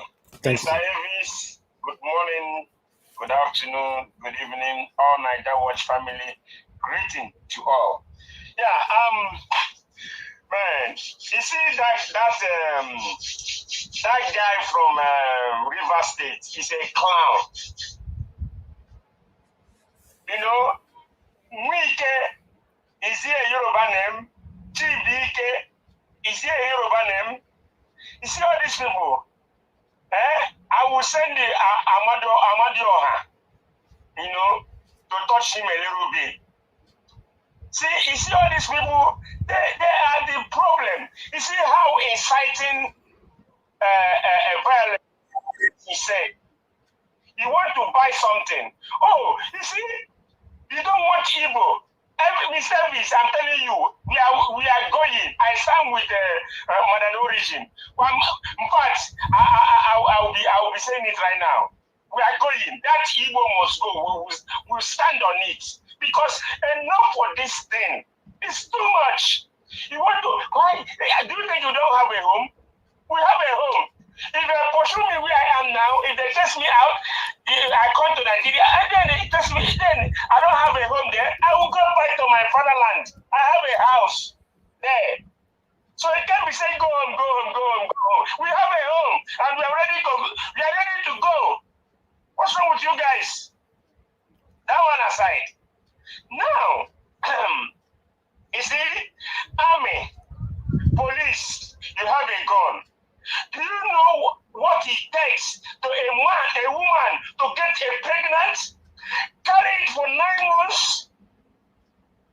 you know, go to labor room and put to bed. Then it has the woman has the baby and nurture the baby for 9 months, or no, for 10 years or 5 years before that person come to know that I will go to my way, I will start school, do all of those things. Now you will come one day, it just boom, busa, you kill the person and they die, and you bring common stupid 200,000, which is about, it's not up to $200. What's wrong with you guys? Do you know how you the woman? What? You see, Nigerians. I said it yesterday. I will say it again. I will never be one person that will sympathize with any uniform person in Nigeria. I will never be the bad. Even if that person is innocent, I will never be you my brother or my sister. I don't care who you are. Because these people All right. do and do. You know? Please one more. And let me tell you one thing again. You see, some these people, women of God will tell, oh, love your president, love your this. I will love my president if he doesn't rig election. I will love my country if he doesn't do bad thing there. I will love my country. You don't have to love your president. You don't have to love your president. Nobody is asking you to love your president. No, if they do this right. Even though they are doing something right, you still don't need to love them. They are only doing their job. Okay.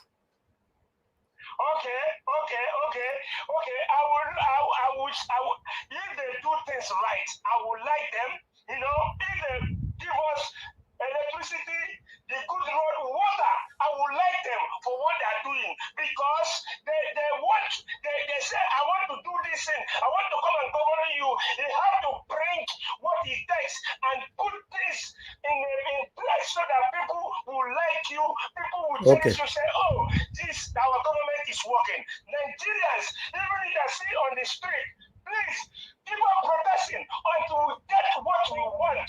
Thank you, Nigeria Watch. Thank you, sir. Thank you very much. God bless you. Okay, Madam Love God is my strength. Good evening to you, ma'am. Sorry. Thank you, ma'am. Please talk to us. Good evening to you. Good evening, Nigeria Watch. Good evening. How are you? All right? Yeah, I'm good, man. Thank you very much. And your family, I'm very sure they're okay. Yes, ma'am. I greet you and everyone on the comment section and the panelists. Thank you for all you do. God bless all of you. I will pick 2 things to talk about. One, I will thank Arise TV for the beautiful investigation. That's not Arise. That is not Arise. News Central, not Arise. Okay, correct me. Arise have never done any investigative journalism. Okay, who is that?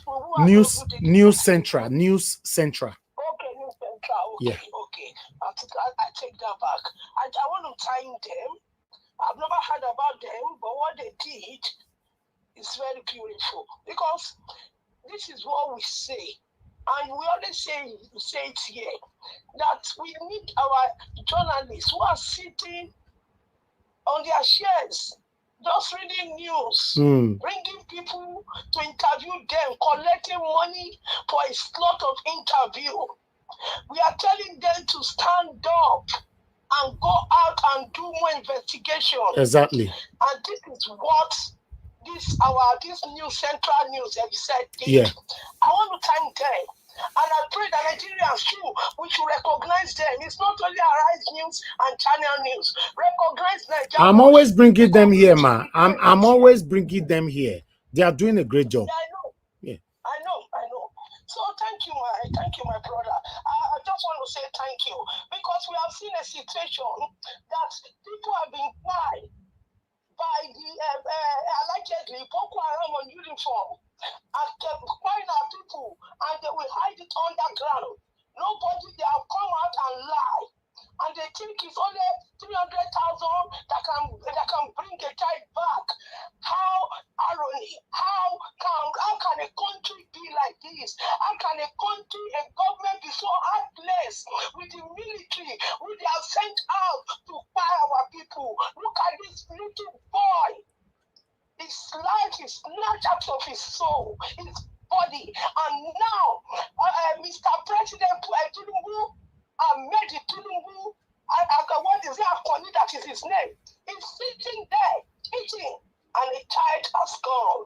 Okay. That's one. Now I want to talk about our religion attitude, that we have fanatical attitude, that we think we are near God more than any other people all over the world. I want to burst the bubbles of Nigerians who have carried religion, who have carried Christianity, who have carried everything that they can think of. That's what I want to tell them. Every woman being that God created in this life, God loved them. And I want to tell all Christians, God, you will not go to heaven because you are a Christian. No. If you are a Babalawo, where you are putting something on the ground, if you believe in the death and burial of Jesus, you will go to heaven. So it's not because you're a Christian, that's why you go to heaven. And all the ones who think that they are already in heaven, our country is going bad, and they are coming up, walking all over the place, saying they are praying, and Nigeria is going bad. God is watching all of you, and God will judge all of you. Thank you. Men of God who have destroyed our lives. Thank you, Nigeria. Thank you, ma'am. Thank you very much. Thank you. Okay. Before I take another call, I would like us, because of the submission from the law of God is my strength. While our leaders are destroying our future, the future of our children, our children's children, God forbid, but look what other country, China and many other countries are doing for their own, for the future of their own children. It's sad, but I'd like us to watch this video quickly and see how it goes. I just hope I have the video here, because, okay, yes, I got it now. Let's watch this video. Yes, when I see that one, right? Other countries are building the future of their children, the children unborn. While in our own country, our leaders are killing our youth. See that 16 years old with a cut short now. And so you'll talk. Maybe, in fact, in the next 48 hours, you and I, let's start from you and I. 48 hours from now, you and I, don't forget this topic of this 16 years old will die. 48 hours from now, you and I, now ourselves, me, you're the blame first. So I put myself join now. We don't move on. Talk, let's say Nigerians go, don't move on. In fact, most Nigerians are not even talking about it anyway. It's sad. I'd like us to move on. Somebody left a comment earlier on that what is verification for? Verification, when your channel is verified, most especially YouTube is the hardest place to verify.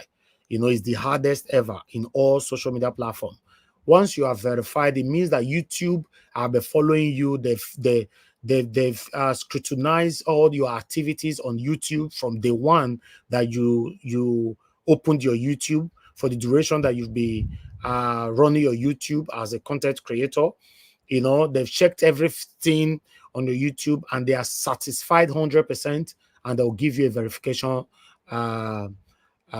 mark. So that's it. That's what verification means. And you can also put on YouTube, on Google, what is the meaning of verification case for you that asked earlier on. So that's what it means. So that's why you see most people that have 1 million, 2 million, they are still not yet verified, because YouTube could not ascertain the authenticity of their channel.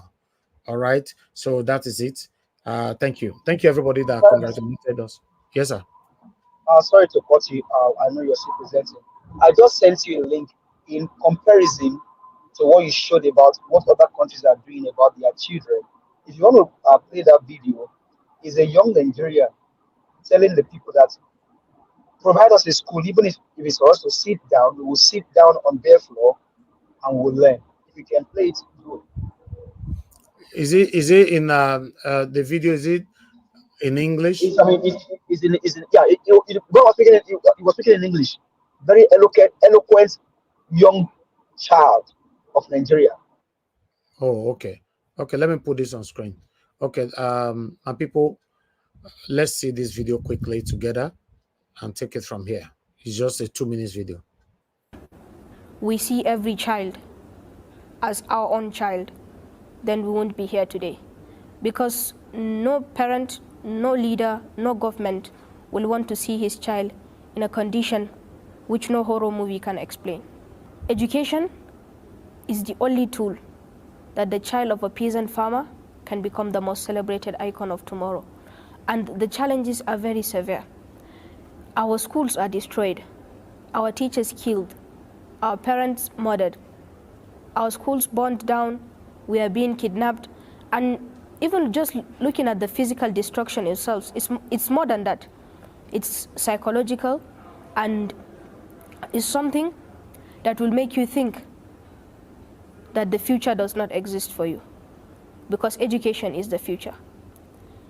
Children who lack the access to education are lacking the access to many rights, because they're all connected, because education is like the mother of the child rights for children. The resources that children need are those destroyed. And if we can rebuild those, I believe they're enough for us to have education. As children who are very passionate about education, believe me, we are willing to sit down on the floor if we access education. But then today, it's not even safe for you to sit down on the floor.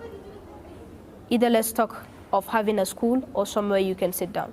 So I believe the resources they need are their schools, are the support of their parents, the comfort of their families, and strategies from governments and policies to ensure that they have a very conducive learning environment. My message to parents is to always support their children and especially believe in them, because sometimes it can get very dull for children. When you have dreams, when you have aspirations, sometimes negativity will step in and you feel like you cannot achieve whatever you want to achieve. But if parents are there to support you, if they believe in you and they encourage you. Wow, that is wonderful. I not see this video before. Thanks for sharing, my brother. I appreciate you. That is very, very wonderful. This is what we're talking about. Education is what this satanic government for so long have been denying, directly and indirectly denying Nigerians. But meanwhile, I'd like us to move on. Thank you very much, everybody. Mother Patricia, thank you so much. Yes, that's another very good definition of what a verification means. You know, certified that you have not breached their regulations. Yes, for so long, for the past years that I've been on YouTube. And trust me, during the time of 2023 general election, a lot of people reported my channel for misinforming people. And YouTube sanctioned me, and I disputed the sanction. Then they carried, because when you dispute their sanction, they will now start carrying out investigation. So I disputed their sanction, that these people, they only just they reported my channel based on hatred and all that. I provided, which I will not say here, I provided all the evidence and everything that I talk about coming from third parties, which you all already know. I don't just come on air and just talk without no evidence. I don't do that. You know, that's why you see I put it there, verified content only. And that's what we portray here. Then, you know, YouTube carried that investigation for 2 weeks, because 3 of my videos, some of the video we did for 10 hours, 11 hours and all that, most of them, 3 of them were brought down. And my channel got to, no, I don't want to say this, because, you know, I don't want to tell my enemies how I went on it, but I'll cut it short. But 2 weeks later, they came back to me that after their investigation, they find out that my channel have been in line with their regulation. I've not breached anything at all, so that all the punishment and everything have been removed, and my channel have been restored back to normal. You see, so upon all these things these satanic people have been doing, you know, when you are doing things right and all that, let's move on. Thank you very much, my people. I appreciate every one of you. God bless you all. I would like to call us. Please hold on. I might pick your calls again later on, but let's start with the people on the panel, because we've spent so much time since and they've been waiting. Adelaja Ogumbiyi, thank you very much for your super chat.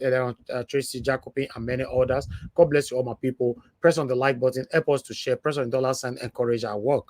Madam Origin, thank you very much, man, for your time with us. Good evening to you. Supposed to be Destiny, but you left, you came back, so I'm going to take you as the second person. Let me start with Madam Origin first. Madam Origin, is really good to have you on the sorry, I said Madam Origin. What am I even saying? Madam Busy Brains. Madam Busy Brains, is really good to have you on the panel today. Good evening to you. Please, I'd like you to talk to us.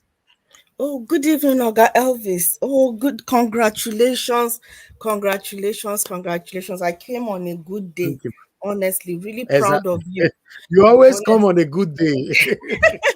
I'm in the spirit. You know, That's I've good. always been itching. I'm like, when we need to cross, it was 18 in the 80s for a very long time, and then it went into the 90s, and I was like, oh, when will it get to 100? Now we are there. Thank you so much for the last person that made it to 100,000. The oil on that person's head will not run dry. Thank you so much, Mommy Diaspora. Thank you. Thank you, man. Thank God you bless for you. Thank you. everybody that has been supporting this great channel. Honestly, you guys are the bomb. You are the best. Honestly, you know, this is therapy. I've come for my dose for the day. I can't believe I'm the first. Anyway, thank you for the opportunity.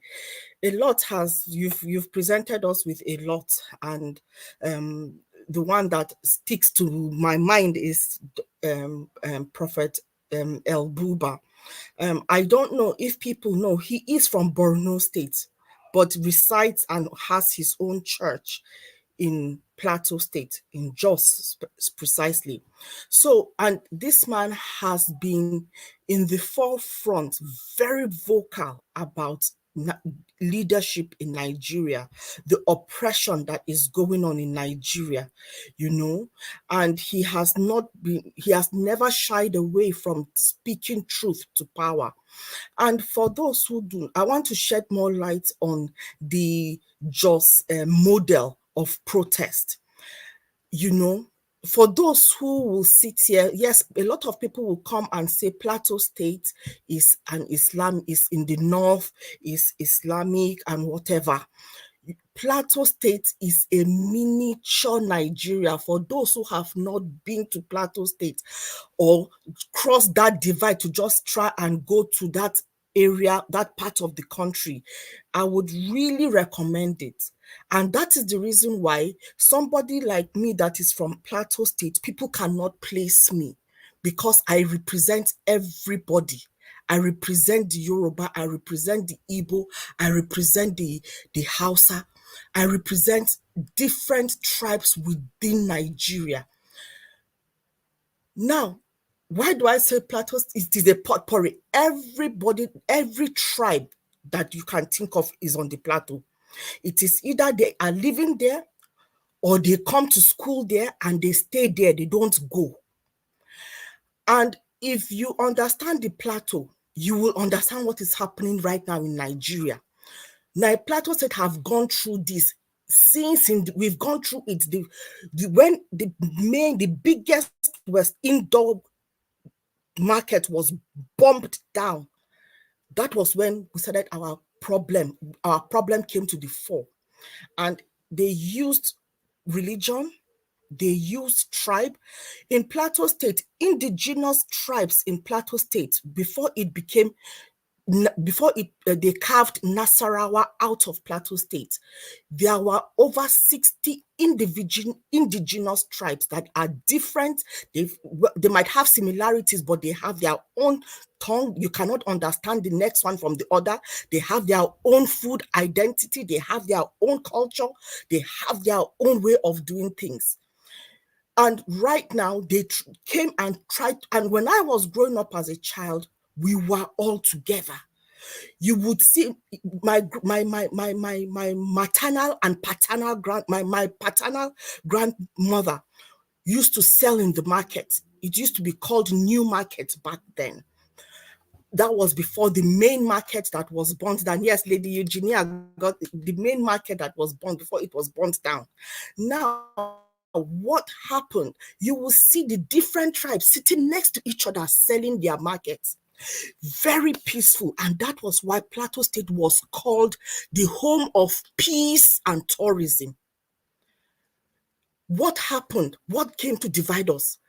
The people that are trying to cause problem in Nigeria right now have attacked Plateau State back then with tribe, bringing division in tribe and bringing division through religion. People that were living peacefully before. And where the far north came to Plateau State, people from Delta State, from the former Bendel came to Plateau State. For those that know, that was where the mining hub, before they found the petrol in the riverine area. It was in Plateau State that people from the Niger Delta were coming. We have them, some of them have gone, some of them are still there. Those in the north, Kano, Bauchi, and the rest will all come to Plateau State. They were coming to trade. And some of them stayed behind, some of them left. And as the Hausa person is, they dominate, they brought their language, they brought their flair. You understand? Inasmuch there was peace to a degree till division started. Now, what is happening to the Igbos in Lagos, where they will now be saying Igbos should leave Lagos, Igbos should leave Lagos? Then we might as well on the plateau say to the Hausa man to leave Plateau State, to the Delta, Bendel Niger Delta to leave Plateau State, to the Yoruba man to leave Plateau State, to the Igbo man. We have chiefs, titled chiefs that are they coronated them chief of the Igbos in Plateau State, and we have that for the Yoruba, and we have that for the Hausa, and we've been living in some form of peaceful coexistence. But if we are going to start saying everybody, Igbo man, go back, then the mini Nigeria that Plateau State is known for, it will be bereft. And speaking as a Plateau indigene, I will tell you that we value our Igbo people very, very much. In fact, during the crisis of 2001, it was terrible. For those that have not witnessed a crisis, you are calling for war. Please experience a crisis first before you will call for war. It was then I valued the Igbo man, their survival instincts. You cannot take them unaware. No matter how small their shop is, they have something that will keep them safe, an AK next to them. And we rallied around them for safety, for them to, because the person that has the gun has power, and that kept them safe. So you can imagine an Igbo man in the midst of Muslims, Hausas, has his own market in Plateau State.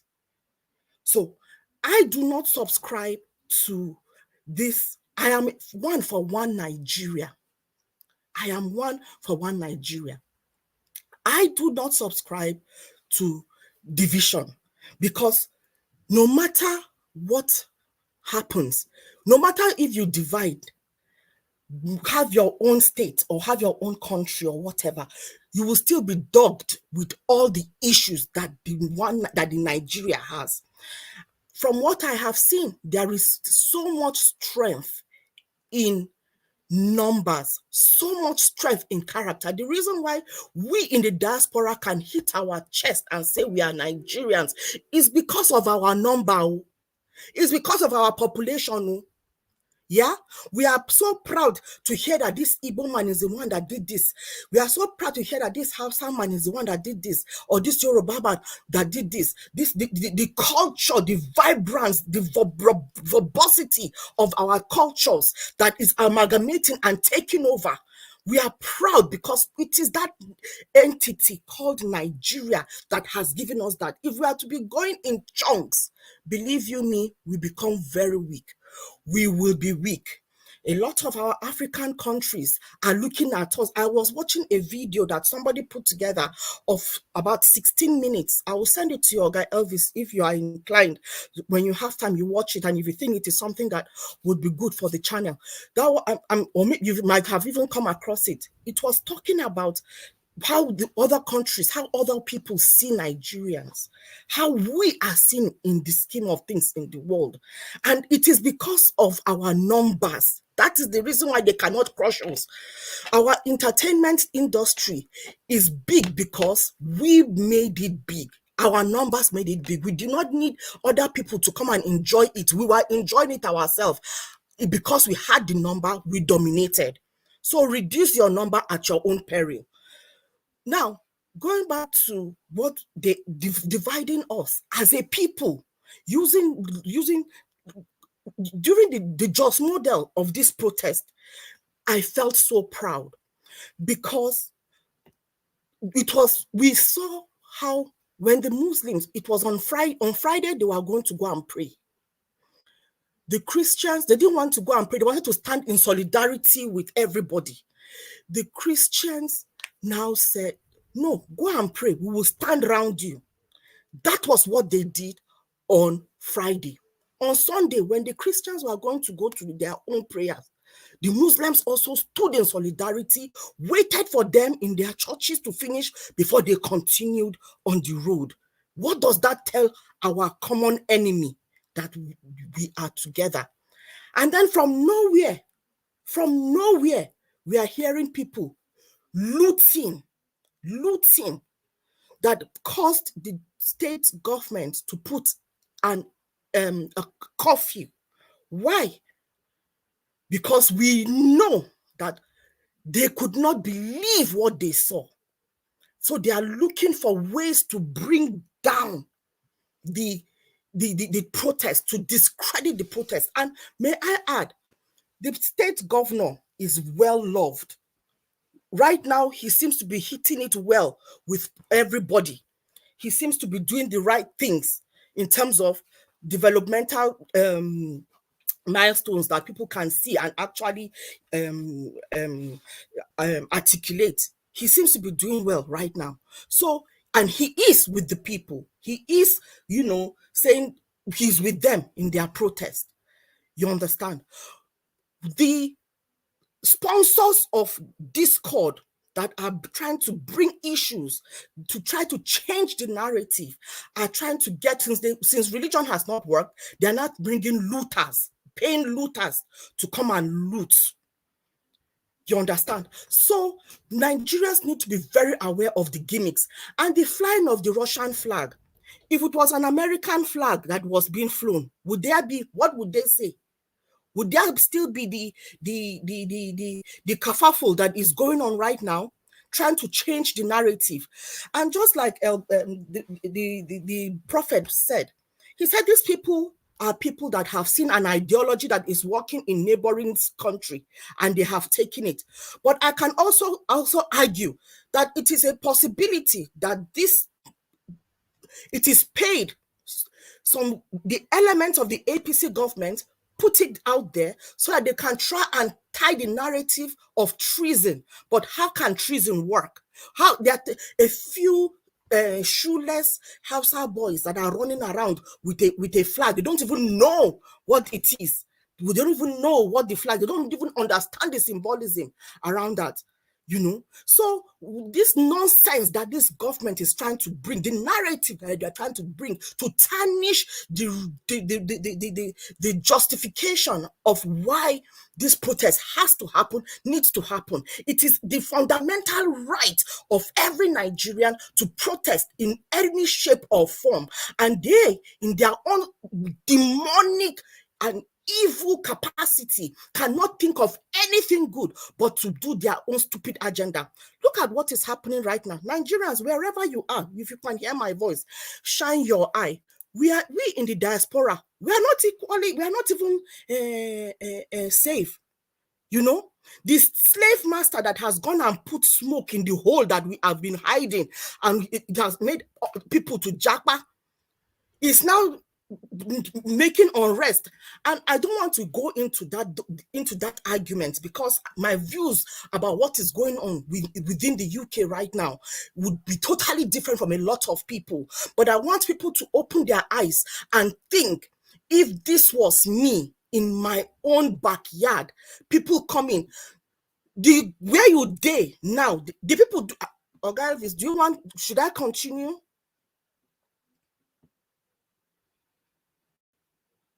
Hello? Yeah, Madam Busy Brain, can you hear me? I can hear you now. Yeah, just continue. You round up in like 2 minutes time. Okay.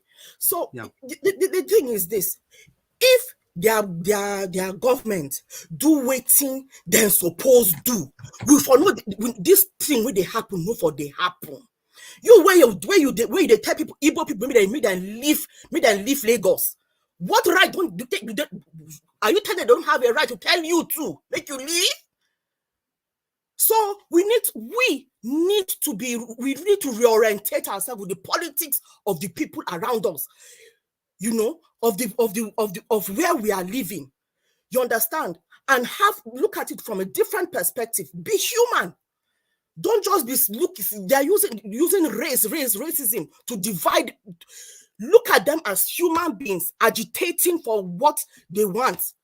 Things they're not, I don't really think that they're even telling you, make you pack your pakaya, make you go back to your own house. But they tell you, say, it's their government they are trying to protest to.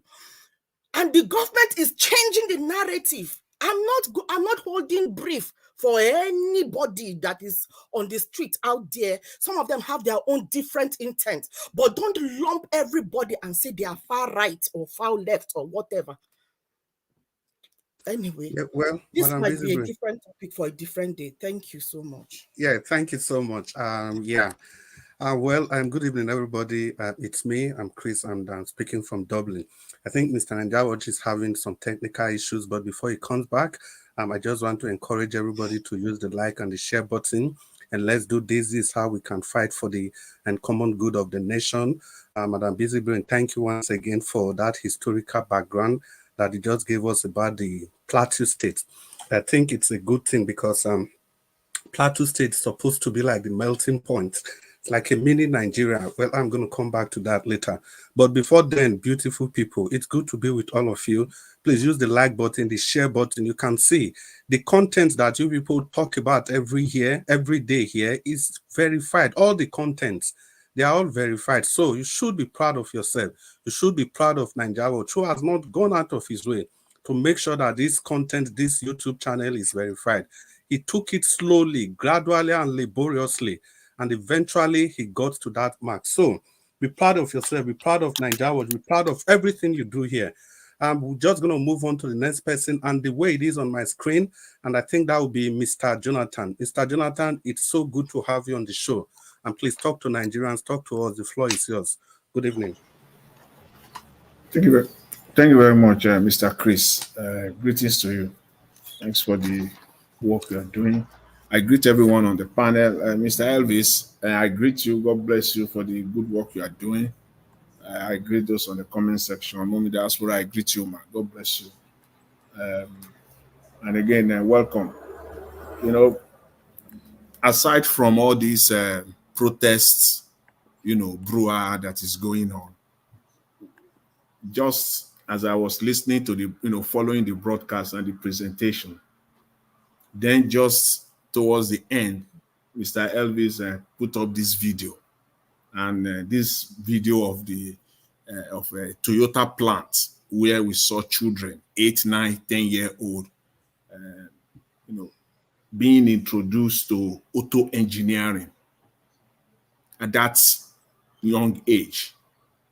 For me, today, that is the highlight of the entire presentation, because it speaks volume. If we want to, take that and compare it with our own nation, Nigeria, it speaks volume. This is how nations develop. There's no any other way. There's no shortcut. This is how nations develop. We have brains. The young chap that was presented later, right after that video, maybe he's about 12, 13, something like that. That's the kind of brilliance that we have in Nigeria. Unfortunately, most are being wasted. This chap, this Nigerian young child, he still has, even his own is still better. He has the opportunity. There are millions of Nigerian children, millions of them of his age or even younger, that will never be exposed even to 10% of the opportunity that he has, being wasted away. Where do you want to start from? The Almajiris in northern Nigeria, As we have them in the south as well. Come to the south. In the morning time, you will see children hawking in the street of on the street of Lagos. Go to Ibadan, you will see them hawking. You go by the time you get to Iwo Road in Ibadan, as you are entering Ibadan, you will see them pursuing you, hawking stuff. Take a trip from Ibadan to Osogbo. As you are driving there, you will see them. You will see them on the roadside, hawking banana, hawking yam, hawking agbado, and all. You will see them. You will say, I'm not talking of on a weekend though, where you can say maybe they are helping them. No. School hours. Is that not in itself a colossal failure of a nation? Is that not in itself even a treasonable felony, a government committing treasonable felony against our own citizens, the younger ones? So for me, it's so profound to see that. And I can talk on that all day long. That is the reason why when Mr. Tinubu was talking the other day about, education, he has put money on education, on healthcare. Where is it? Where is it? Where is the standard? Can he send any? I've said it on this platform. Can he send any of his grandchildren, at least knowing fully well now that he doesn't have any child of school age, but he has grandchildren, and I want to assume he has many of them, either those that are directly to him biologically or those that are not. He has many of them. How many of them can he pick now and send to a public school in Nigeria? Can he even, any one of them that are in government today, can they attend any hospital in Nigeria for just ordinary checkup, just ordinary, just ordinary checkup, not even surgery or anything? They will not do that. So this is when you see things like that, you see, and then when he talked about, that is why when he talked about, 75 billion naira has been given, you listen, that is the word he used. It's not that we're working on it. It's not that the money he gave a specific day. It has been. That's what he said in that speech on Sunday morning. He said the money has been given, 75 billion, to manufacturing companies. Again, manufacturing companies. Who are these? Where are they? These manufacturing companies. These are the things that the Nigerian media need to hammer on. When we talk of investigative journalists, they do not. They will just sit down in one air-conditioned studio and bring people, collect money, and be doing interviews. It's so sad. Where 75 companies manufacturing, each collecting 1 billion naira each, and the government is not proud. The president should be in a position where if they tap him 3 a.m. in the morning, 2 a.m. in the morning, Mr. President, please give us just 2 or 3 names of those companies that received the 1 billion. He should have it on his head. At least 2, if not even all of, at least 2 or 3. They collected 1 billion each. Where are they? So that Nigerians can also vent their anger towards them as well. Whether they are actually utilizing it. Who are these companies? I will ask that question till the end of time, until they come out and tell Nigerians. Is that too difficult to ask? And the Nigerian media, they are there. They can't go out and check these people out. They can't go out and check these people. At least let's even investigate one of these companies that received 1 billion. Let's go there with our cameras, with our reporters. Let's see where they are. Let's see what they are actually manufacturing. Let's see how many employees that they have. Arise News, channels. This is the work of the media. This is how you bring government to account. Don't romance with them. This is your duty. If you claim that there is no register in Nigeria, which we can all agree to a very large extent, that there is no database of Nigerians, that we don't know the people that are receiving the palliatives, that we don't know the people that they are distributing 50,000 naira to, the 2 million, the 3 million. About 75 manufacturing companies. Are they in the moon?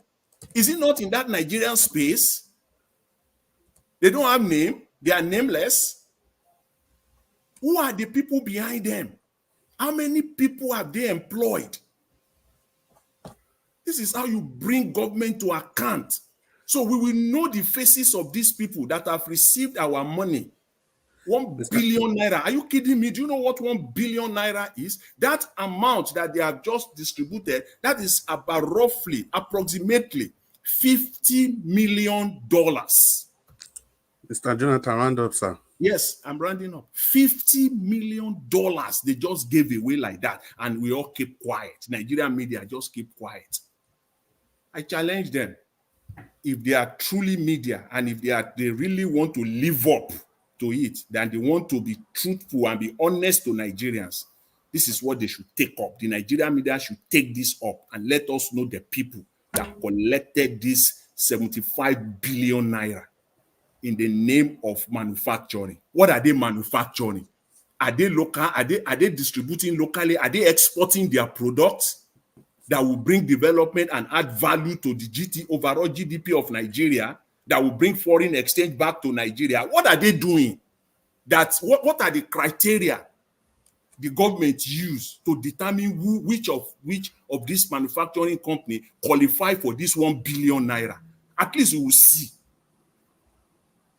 Now we don't know. Just come out and say 75 companies have collected 1 billion naira each. So sad. And I dare Mr. Tinubu, please come out and tell Nigerians.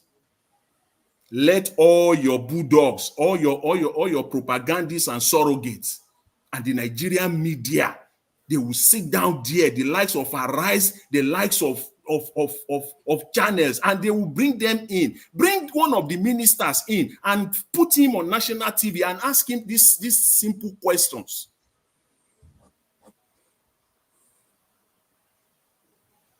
I'll leave it at that for now. Thank you very much, Mr. Chris, and thanks to everyone. Yeah, thank you, sir, Mr. Jonathan. That's a very fine place to leave it, with so many rhetorical questions and begging for answers. And before we continue, I just want to urge everybody again, please use the share button, use the like button, use the $sign, subscribe to this station.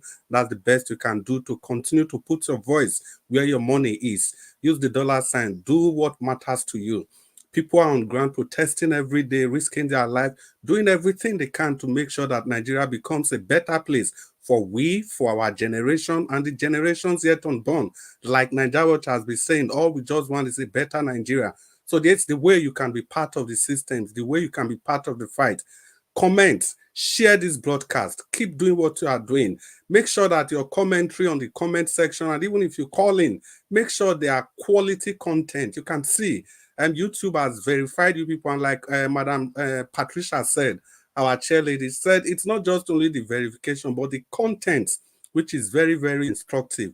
It means the things you say here every day, YouTube has acknowledged that they are all truths.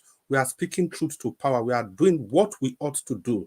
So I just want to celebrate all of you once again. And before we continue, let me give shout out to Mommy Diaspora. Thank you, Mommy, for all you do. Thank you for keeping the calm, for steering the wheels of affair at the comment section. Mr. Jonathan, you talked about that 500 billion, that the 500 billion is introduced into the Nigerian economy. People will see, people will feel it. And yes, I was just doing some arithmetic. You know that if 500 billion is, Tinubu actually gives at 500 billion. So it means that if they decide to share 5 million naira only for entrepreneurs, throughout the 36 states. It means like 100,000 people will benefit from that amount, and about 3,000 people from every state of the federation will get 5 million naira. Imagine you have 5 million naira for 3,000 startups in every state of the federation. Just imagine 3,000 people, they are able to employ at least 3 or 4 people. 3,000 times, so you can see 12,000 people, 12 to 15,000 people employed across each state with just 500 billion. That's correct. Just imagine the multiplier effect. Only 500 billion. Yeah. That's just about 20% of what was used to build a house, to renovate one building for one person. Yes. So when he said 500 billion, I think he said that last week, and I've been thinking, and we have trillions, we just work with 500 billion, and we can see what that will do. So we know the solutions to our problem. These people in power, I'm very sure they know, but they are not doing the right thing. They have professors of economy, they have all the economics team around them, they have all these people, but yet they just refuse to do this. Like Mr. Anjawach has said here several, if only they can just take our time and listen to other channels, not the mainstream channel. If they can only listen to 1 or 2 advices from this station alone, I'm sure they will go a long way. Look at what 500 billion can do. Mr. Jonathan said that, and I took up the challenge, and I've just broken it down to you guys. 500 billion can employ at least 12,000 people, quality job per state in Nigeria. I think your guesses is as good as mine if they decide to do the proper thing. Then we'll just move on to the next person on the panel, and that will be Mr. Destiny Ndubuisi, if I got that right. If that's you, please, can you talk to us? Are you there? I don't know if it's my own Mr. Destiny. Yeah, it's you. Who wants to Destiny? Who wants to Destiny? I got that right. So talk to us. Yeah, now you get it right. Thank you so much. Good evening, everyone. Good evening, Mr. Anjawach. Even if your network is somehow. I greet Mom in the house, and I greet everyone watching and listening to us wherever you are. Good evening, good morning, and good afternoon, depending on your location. Please, you guys help us and like this focus. It's very important. I thank the pastor from Jos, and I thank many people that speak against this man. You know, sometimes, like I said here before now sometimes they always tell us to respect elders. I'm continuing to wonder if it's this kind of elder that we are seeing now, those are the elder they are talking about, or they have other ones. So you cannot tell me now to respect somebody like Kushomole, to respect even the, I call it to give us our mandate, you said the drug baron. All those ones, this is the problem that we are having. Every time when people are trying to speak truth to power, when you talk the way it's supposed to be, they'll say you are insulting an elder. But elder that is not doing things right, most of all these people cannot call them to order. What is wrong if Oshomole come out and speak the truth? You guys will just come here, lie to us, each every day, every blessed day. Since it's not working in the country, you come here, you tell us it's working. And when, although the people in PDP, all of them are still in this APC now, the time PDP was in power, at least there was still little hope. Although it's not, let's just say because of Nigeria way, let's say there was still little hope.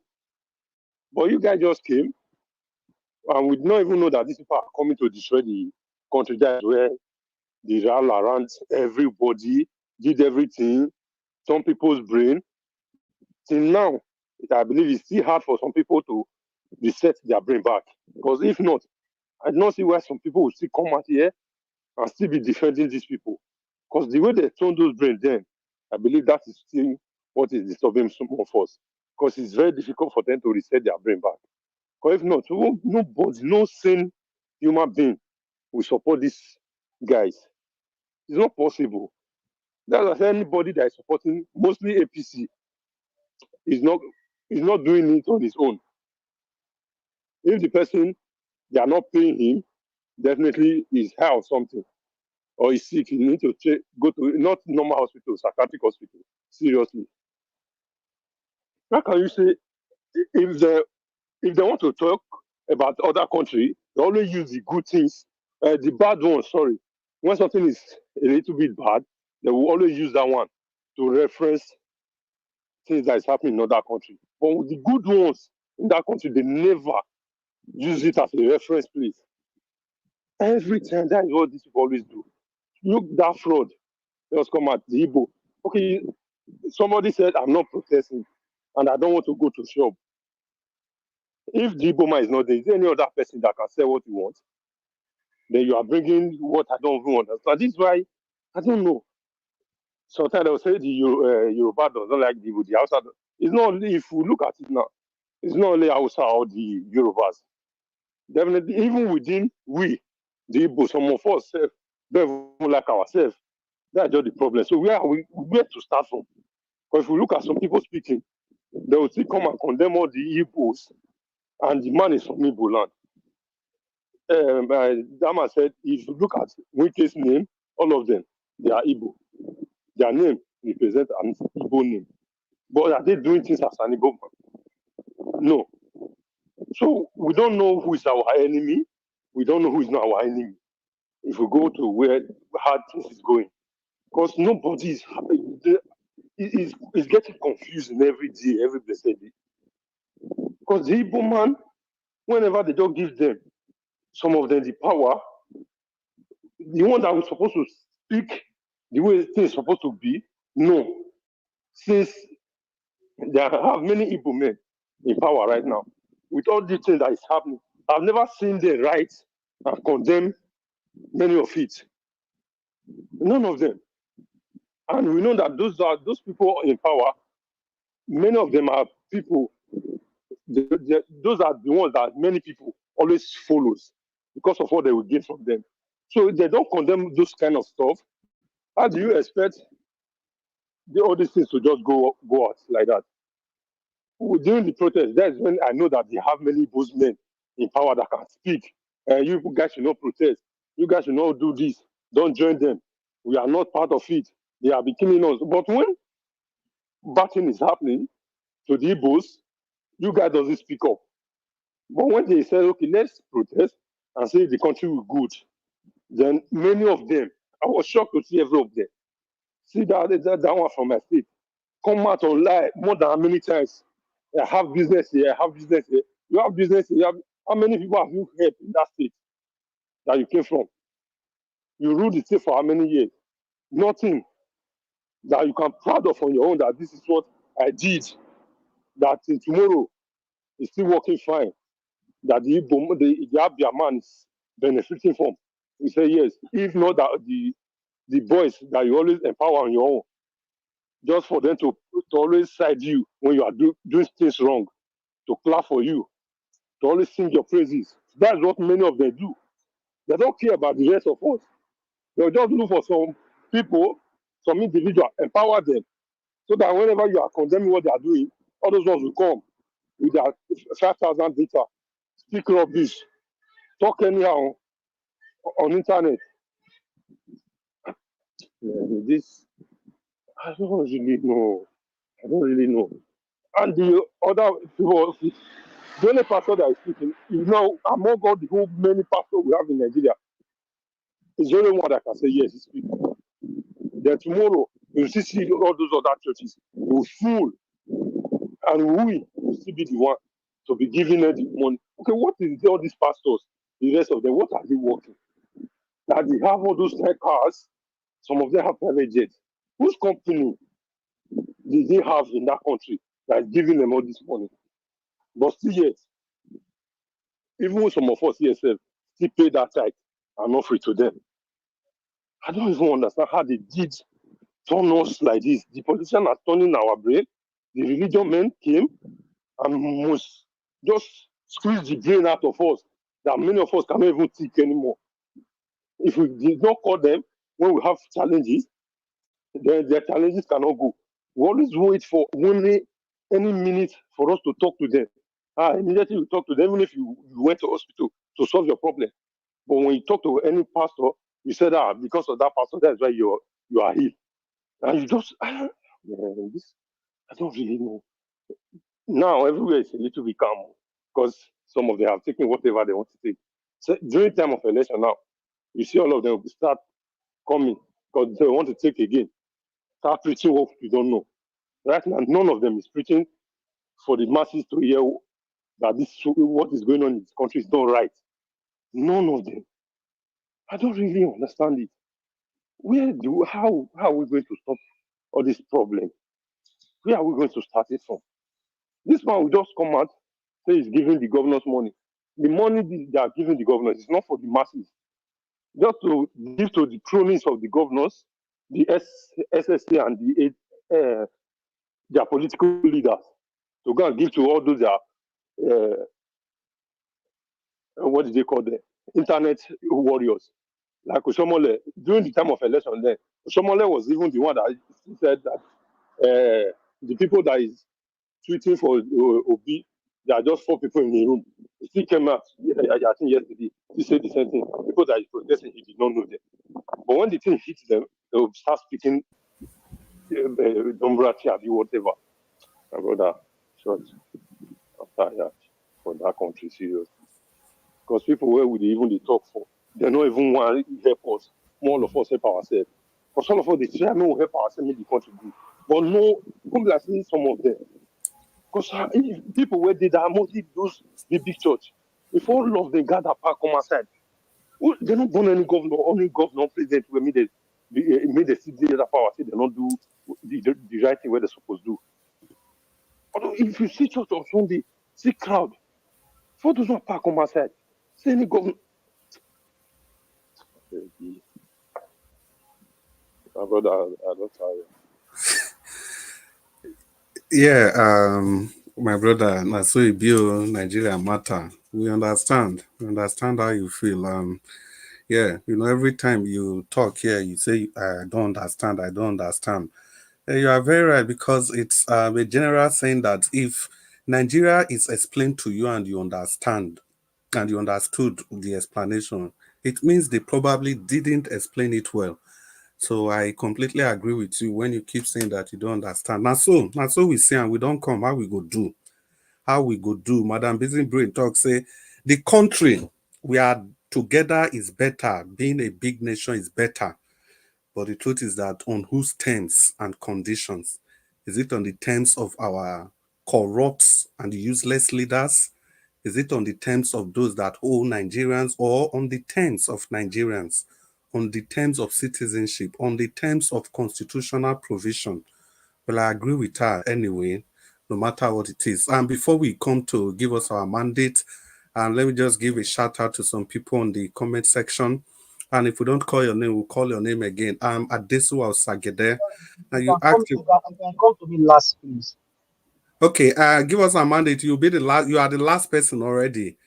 The way it is. So in the next 30 seconds, be ready to speak.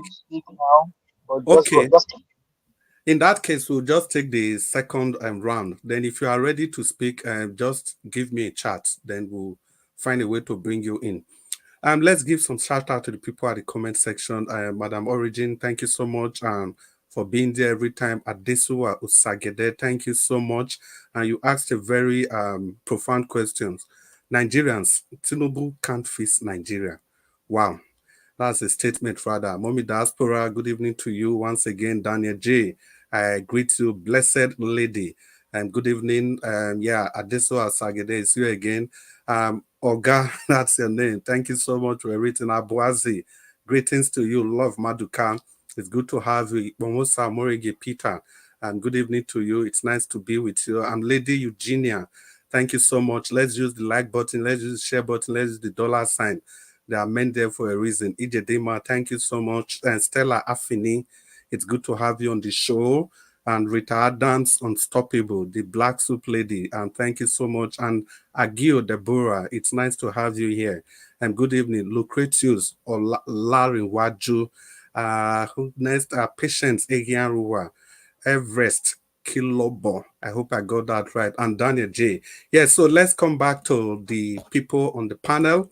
And we are just going to take the final round. And like we usually do here, we are 1, 2, 3, 4, 5. So Okay, we'll be let me just expecting. say something, Mr. Chris, if you can allow me, maybe for a few minutes. Sorry?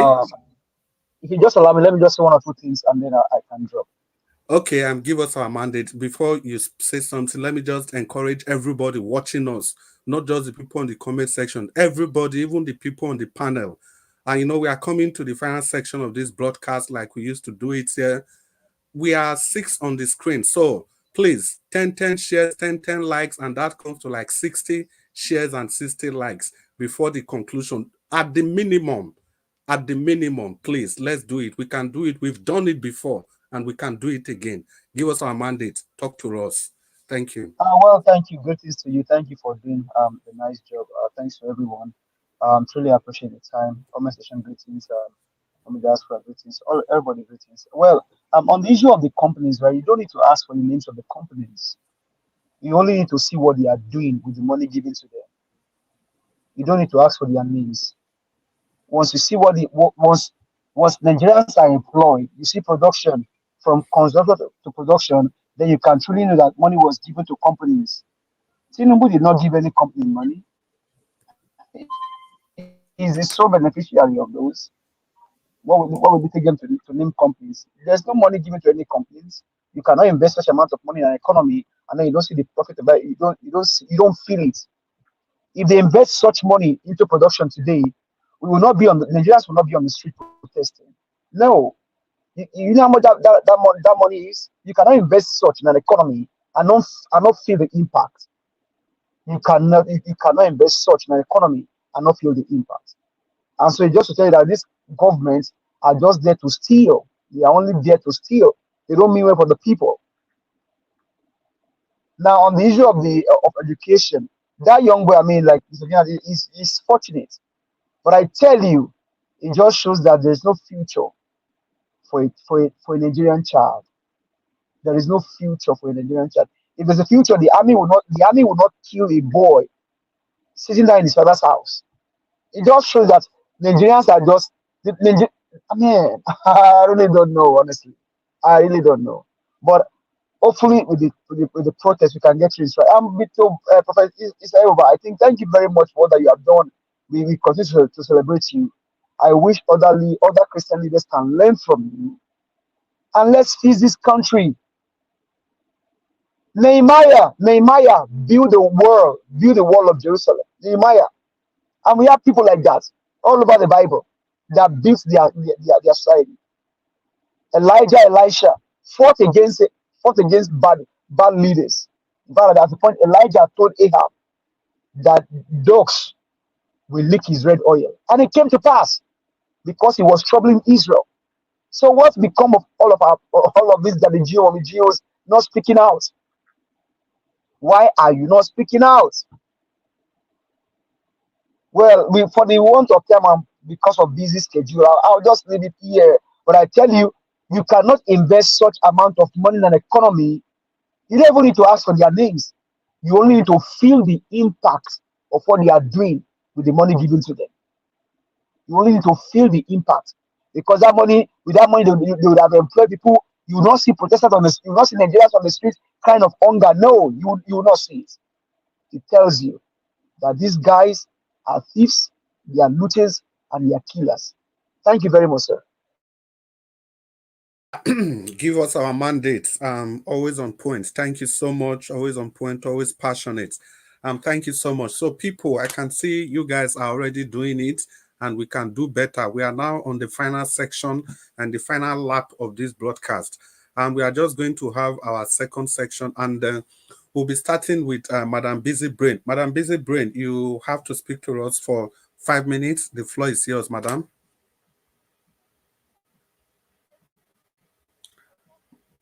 Madam Busy Brain, are you still there?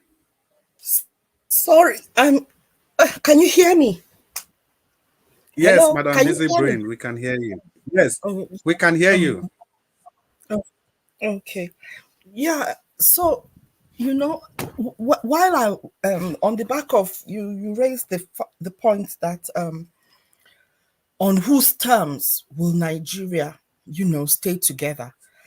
That is what we all need to work together and put the terms on the table. Because to be honest with you, the terms that is working right now or has been working has not been the terms of the Yoruba, Hausa, or Igbo.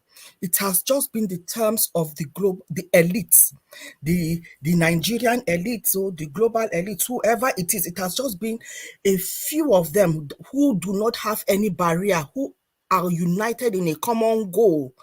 Language, what is not their own, it's not a barrier for them. Religion is not a barrier for them. You can see that at that level they are very united, and the unity for them is they want to keep us as their fleps, and they want to continue to enslave us. So they are united in the goal to control and maintain power. So we need to be united in the goal to say, no, you are working for us. It is on our own terms, And let me just, one of the things I think during the interview on Arise, where they were saying that the North, they didn't protest during that is the narrative that the Agbadorians are bringing, that the North did not protest. Why are they protesting now? They didn't protest during Buhari. Why are they protesting now? But the truth of the matter is, look at it, how this man came into power, number one, and how he implemented his Agbadomics politics. His economic policies. He did it in a way, it looks so intentional, so demonic. You came on and you are telling, you want to alleviate people's suffering, but you came and compounded it with the policies that you've put in place. And it is, I cannot believe that with the amount of brain intelligence that we have as a nation, as a people, the people that he brought in his cabinet, because they say he's a master strategist. He knows how to put the right people in the right places. He brought Dondees, because why are the policies in place there to enslave us? In fact, it was Audu Ogbe. Somebody sent me a clip of what he was talking about, how IMF brought structural adjustments. Is it SAP, which was to continue to break down the Nigerian economy, and since then it has never been the same. It is one adjustment program or the other, and these are the people that are controlling the so-called puppet that is there, and we continue to be enslaved by these people. So this protest that we are actually doing, he doesn't even have the wherewithal there is nobody in that cabinet that can really come out and solve the situation, because they do not have it. It is not within their power to do it, because the person that pulls the string has not given them the go ahead to do it. So all they have been doing so far is to be inflaming issues, building narratives to try and die the issue down. But if Nigeria keep the heat on, then we will be able to get back one Nigeria as Nigerians. That is my 2 cents. And talking about the journalism, Oga Elvis made an observation which is quite spot on. We right now in Nigeria, a lot of our media outfits are practicing armchair journalism. They just sit down and scroll through social media and bring up sensationalized news. They don't go out and fact check these people. Arise spend a lot of their and channels, both of them, They don't do any investigative journalism. They sit down and then they'll just be bringing people, and people will come and give their narrative. They will now bring the other group to come and counter the narrative that the other person has brought. They never bring the two of them at the same time. They hardly do that, which is very annoying, because what they are also doing is also hitting the polity. We bring one person to come and vomit his rubbish, and they do not fact check them. That is the annoying thing. They don't really fact check them.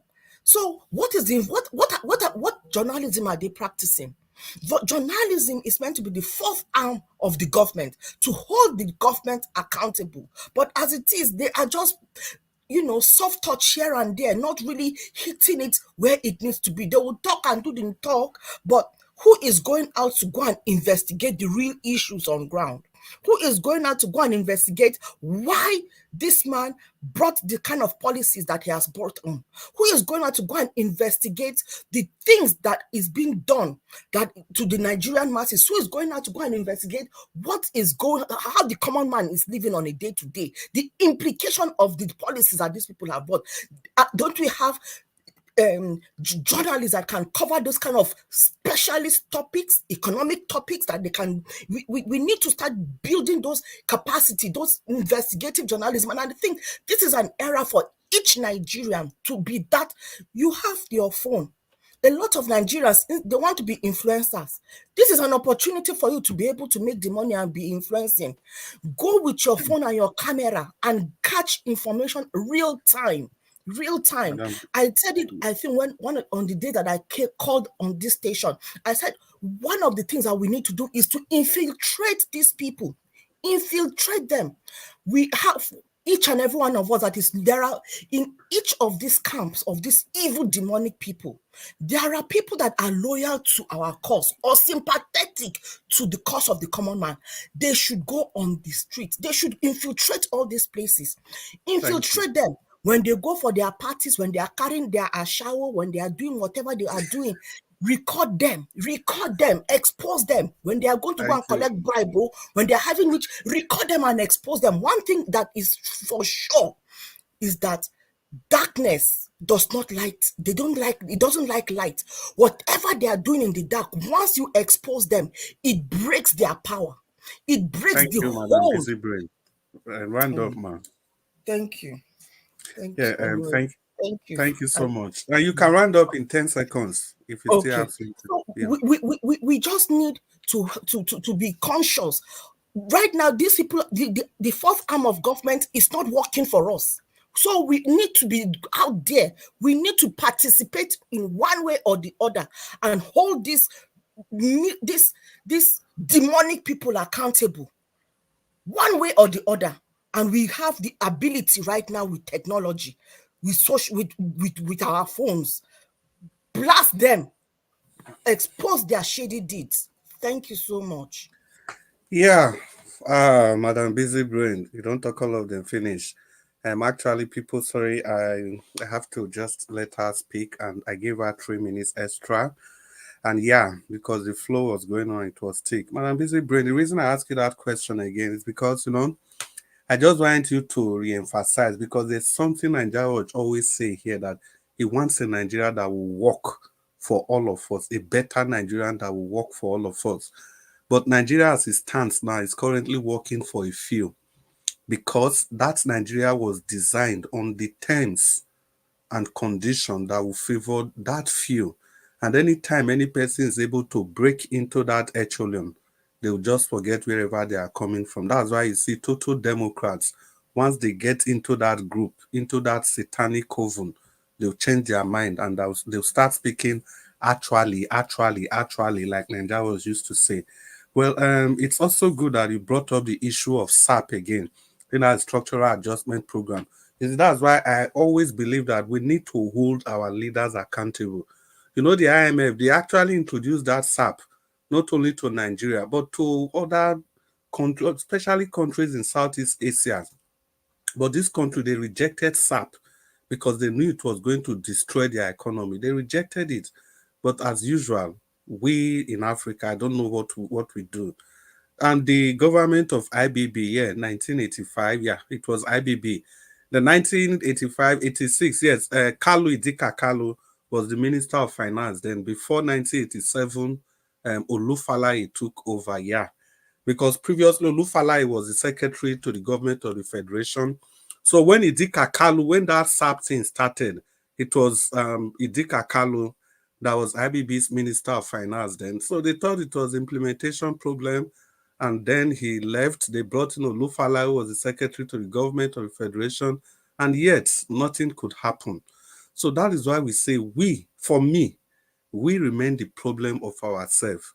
SAP was a program that was designed by the West to run that other nation. Before then, it will interest you to know that I think the Naira was still more powerful than the dollar as at then. Well, the Naira just started experiencing the decline that never stopped. Until now, this is where we have found ourselves. I think one of the conditions then was even to kind of what it was that economic term to bring down the value of the Naira. That was one of the conditions then. So devaluation of the Naira. Thank you, Mr. Jonathan. Devaluation of the Naira was part of the condition because they were going to give us money and they said we have to tighten our... It's the same thing that they were doing in Kenya also. They just started in Kenya. It's the same thing. It's the same old story. But our leaders always fall for this cheap propaganda, these cheap economic solutions. Well, so we'll just move on to the next person, and that will be Mr. Destiny. So if you are ready, please talk to us. And I think we have a new person joining us, and we'll be coming to you later, and that's Dr. CM. So Unsu Destiny, please talk to us. Dr. Thank you CM, so we'll come much to you once later. again. I greet everyone. Good evening. This protest, let me start from there. My own opinion, those people that loot, my own opinion, I suspect they are sponsored from the government. Mostly all these APC people, just to make sure that the protest did not achieve what we want to achieve. Because mostly in Lagos, I see when some protesters were telling the officers, look at these guys, they are coming after us. All the officers stand and watch those guys to hurt, although they did not hurt, but to chase some of them. Most of our guys have to run so that those guys will not touch them. So that's why I believe that all these bad things that happen in that protest, wherever it happened from, I believe and I suspect it must be member of APC and even PDP, because those two people, they are the same thing. Because tomorrow we jump here to APC, tomorrow we jump back to PDP, next tomorrow back to APC. So those two people, they are the people that brought all those thugs, all those looters. Because normal, you look at these people that they arrest, most of them, I'm not sure they are member of those protesters. So let's stop accusing that they loot. The protesters did not loot. Maybe we'll stop counting and shouting at the talks that the politicians only use time of election and time of protest. They will use them as counter protests. They are the one, I believe, they did what they did, not the protesters. The protesters did not do anything. Everybody was peaceful. Most of them were sitting down holding the flag, singing on their own. And let me even thank my guy, my big man Sowore. That's why I like him. I always follow him. He can never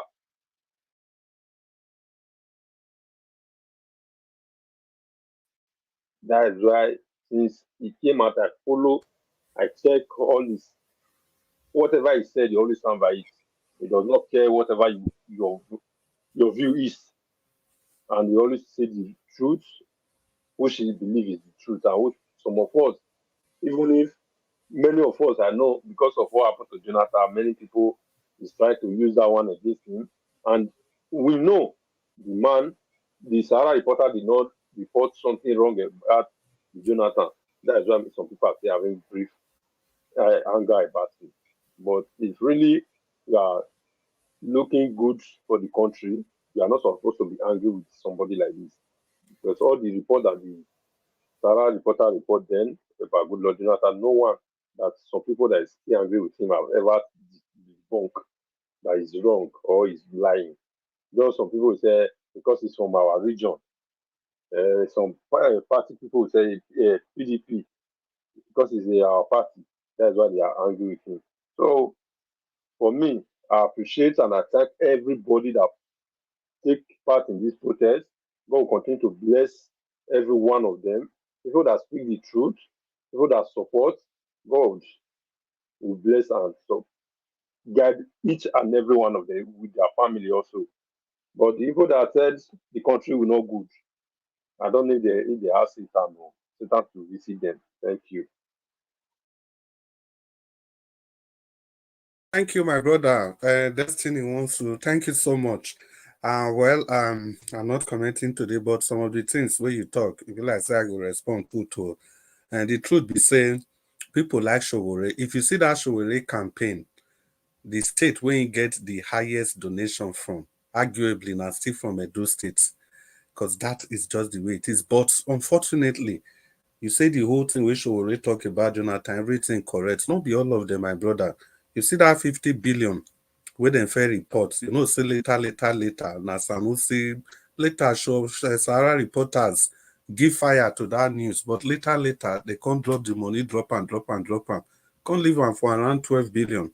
But now the problem is say the damage has already been done. The damage has been done completely.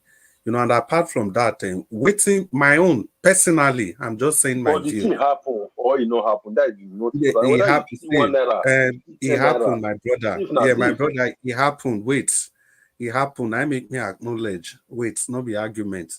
For me personally, you see, apart from even that, even deciding to support somebody like Buhari, looking at his history, it really speaks volume anyway. So, let's just try and move ahead. It's not something that we argue about.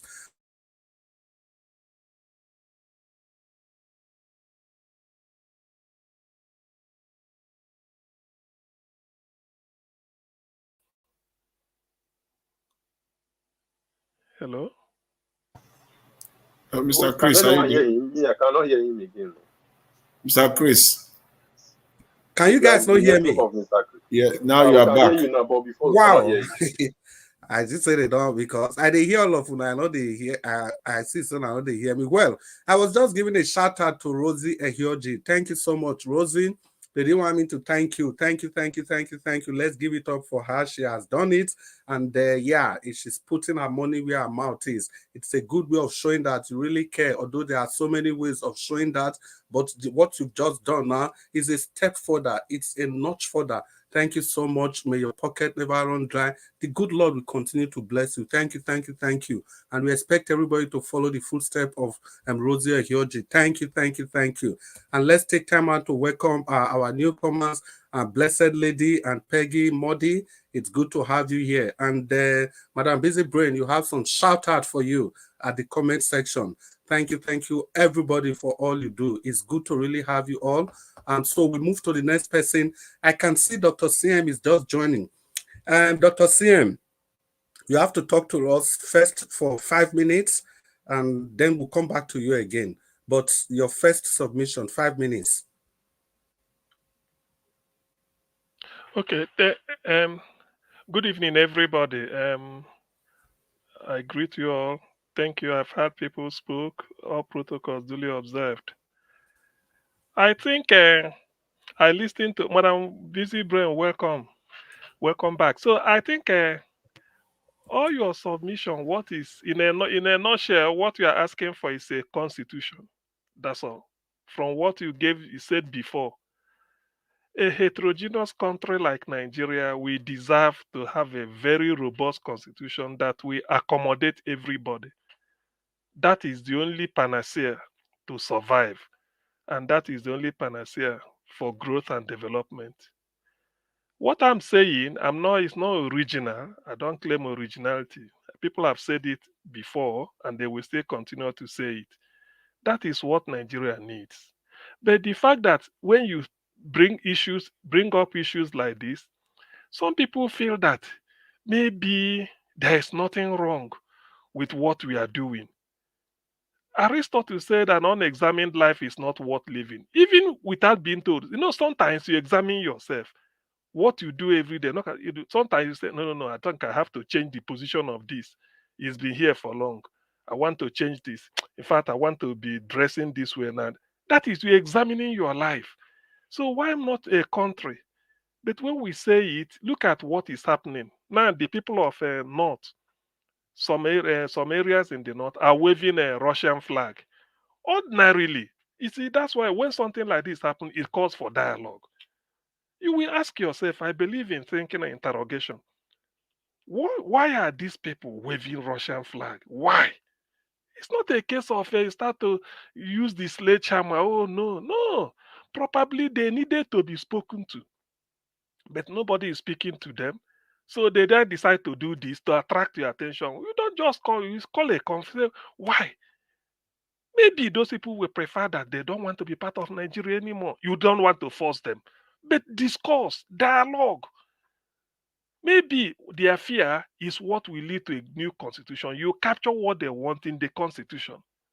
That is how to do it. But in Nigeria, they just feel that when you say it, I don't know. Everything is just crush them. This. You don't build a country like that. We all know it. Why particularly and even at this point, with all these things going on, Nigeria, we have to revisit the foundation of Nigeria. This is the time. We have to revisit it. What I'm also saying now is I'm not being original. I'm only trying to remain so that we keep because it's important. Something brought it up, but we have to revisit why did we get to where we are? We don't just continue to every 4 years we slaughter people, do another thing, and then pile up deficit and keep moving. There's nothing. We are not going anywhere, and we continue complaining, slaughtering ourselves. How many people have died between August, 1st of August, and today? 1 week, first week in August, because of protest. So that is the issue. Where is what we are saying? We should not be afraid to interrogate our existence. Everything should be placed on the table and looked into. It is possible that some people must have been fed up with Nigeria. You don't blame them. Rather, you ask them why. You see reasons with them. If you try to convince them they don't want, as long as they deem it fit, let them go. How were we living before the British joined us together? As a matter of fact, Nigeria is the only country that British people joined together that is still like that. And even they are regretting it. When you see all these things, okay, people will say, yes, there is strength in numbers. I agree. 2 and 2 can work together if they agree. If they are doing strength in number, what of India, Pakistan, and Bangladesh? Do you know how many they would have been now? They would have been the most populous country in the world. But they went their separate ways. Today, look at where India is.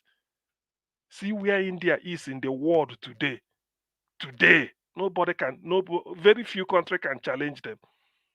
Tanzania, Kenya, and Uganda, there is strength in number. If you combine them, they may be heading over 100 million to 200. But they want to be on their own. And they are going. Malaysia and Indonesia, Malaysia and Singapore, Britain was there today. How many African countries can challenge Singapore in everything? Just that their seaport is what they just used to earn a living, and then look at where they are. Look at their university, where it's ranked. Zimbabwe and Zambia, they were called Rhodesia before. Later, they have Northern and Southern Rhodesia. Northern Rhodesia being what is called Zambia, and Southern Rhodesia being Zimbabwe. Even Malawi, they were together. All these countries they can name in. Britain were they just joined them together. And if you notice, they are almost the same people. They joined them, but they said no. They all went their separate ways. Look at Lesotho, almost surrounded by South Africa.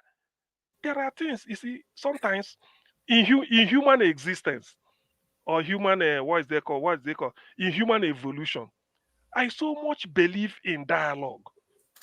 I so much believe coexistence of 2 people or 3 is dialogue. Husband and wife, dialogue. A father and son, if they are together, there is that. So why not Nigeria? That we be slaughtering each other. You ram it under somebody's throat. Is it not a shame that people will say Nigeria has more than 300 ethnic groups, yet the power only rotates not more than 4 or 5 ethnic groups? What does that tell you?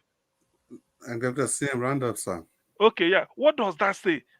And then we are having problem. Every time, before you know, this thing will mellow down, we continue the way we are. That's why criminals are ruling us. So, in effect, my rounding up, Nigeria, I call for dialogue. I call for dialogue in whatever way. We need to speak to each other. Who doesn't want to be in Nigeria? Honorably, the people go. Those that want can remain together. I mean, we cannot continue to be a scar on the conscience of the world every time Nigeria for evil things. For what? Some people want to remain in stone age. Leave them. They want it.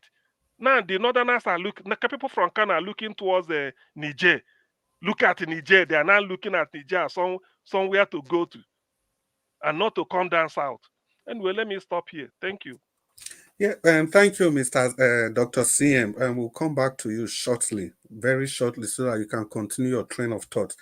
I think it's quite instructive when you mentioned Aristotle. You know, you see, and the other greatest philosopher apart from Aristotle was Socrates. Socrates was more or less like a student of Aristotle. These two guys, they were philosophers. They believe in the same thing, but they believe in different approach. Aristotle was more pragmatic, while Socrates was more systematic. The reason I'm saying this is that it is not compulsory that we must force everybody to live together. Even if you must do, it has to be on the terms and conditions that favors everybody that is in that unit. No people should lord it over from other people. Everybody must have equal opportunity. Unless we carve out a way to do that, we are going to remain the way we are today. I can count comfortably the whole appointment Tinubu has made, apart from the constitutional requirement that a minister will have to come from every state of the federation. I can tell you, I cannot remember the last time that somebody from my state has been appointed, for example. Is it that people from my state, they are not capable to rule? We are politically active. We should be given opportunity. How come Jonathan was called somebody from the minority tribe? Anytime election is coming, it has to be between the three giants every time. So on whose term must we stay together? There's power in number. There's also power in minority. That's why you have countries like Malta, which is less than how many hundreds of thousands. They are the one refining the fuel you people are using. Let's talk about Estonia, 1.2 million people. Their passport will take you far than the passport of Nigeria. Let's talk about Canada. You have, I think it's about 30 million people. I don't know. The country is working. Talk about the US, 200 and something million people. The country is working. So it's not really about number. If you have number, you don't use it well, nobody will respect you. Even if you are to, let's look at the Scandinavian. I have mentioned this consistently. The difference between the Danish language, the Swedish language, the Norwegian language is not as much as the difference between the Benin, Ishan, and Auchi, the Afemai speaking people. If you don't know, I'm telling you now. But yet, these people, they are different nations. They are different countries because of different ideologies. And the country is working for all of them. I think Norway is just about 10 million people or thereabouts. And Sweden, I think Sweden is like 8 or thereabouts million. And Denmark is like 5.5 million. Norway is about 5 million. Denmark is about No, 5. Norway is more than 5 million. I know Norway is far more than 5. No, it's Sweden that is about 9.8. Sweden is, Denmark is 5.5 million or thereabouts. Yes, Norway is also 5 point something. They are the same. Even Finland, those three, Scandinavia, only Sweden. The reason I'm even taking Finland out of it, I'm just comparing this. If you get plenty sheep, and who the leader not get sense, say all of them go for inside river. That's exactly what we are saying. That it's not really the number. It's not the number that gives you the respect. It's not. It has nothing to do with it. It is how the quality of leadership, the kind of life. That's why I said Estonia, 1.2 million. I'm very sure their passport will take you further than any passport in Africa, for example. So, guys, I think we have to really think about renegotiating Nigeria. so that it can work for all of us. There's a reason that these guys in the north, they are looking towards Niger, because they can see that the influence of Russia is bringing some level of prosperity. Let's say this in the way it is. Yes.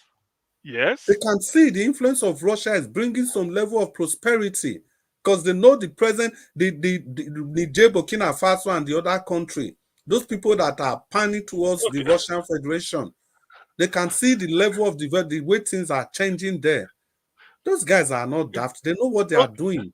Okay, Chris, please don't be annoyed. Chris, this Niger we used to rig election. Are you telling me in the next 5-10 years they will be agreed to come and we use them to rig election in Nigeria? Because they will not, they've been overtaking Nigeria. They will be almost self-sustaining. They will be focused on better things, things.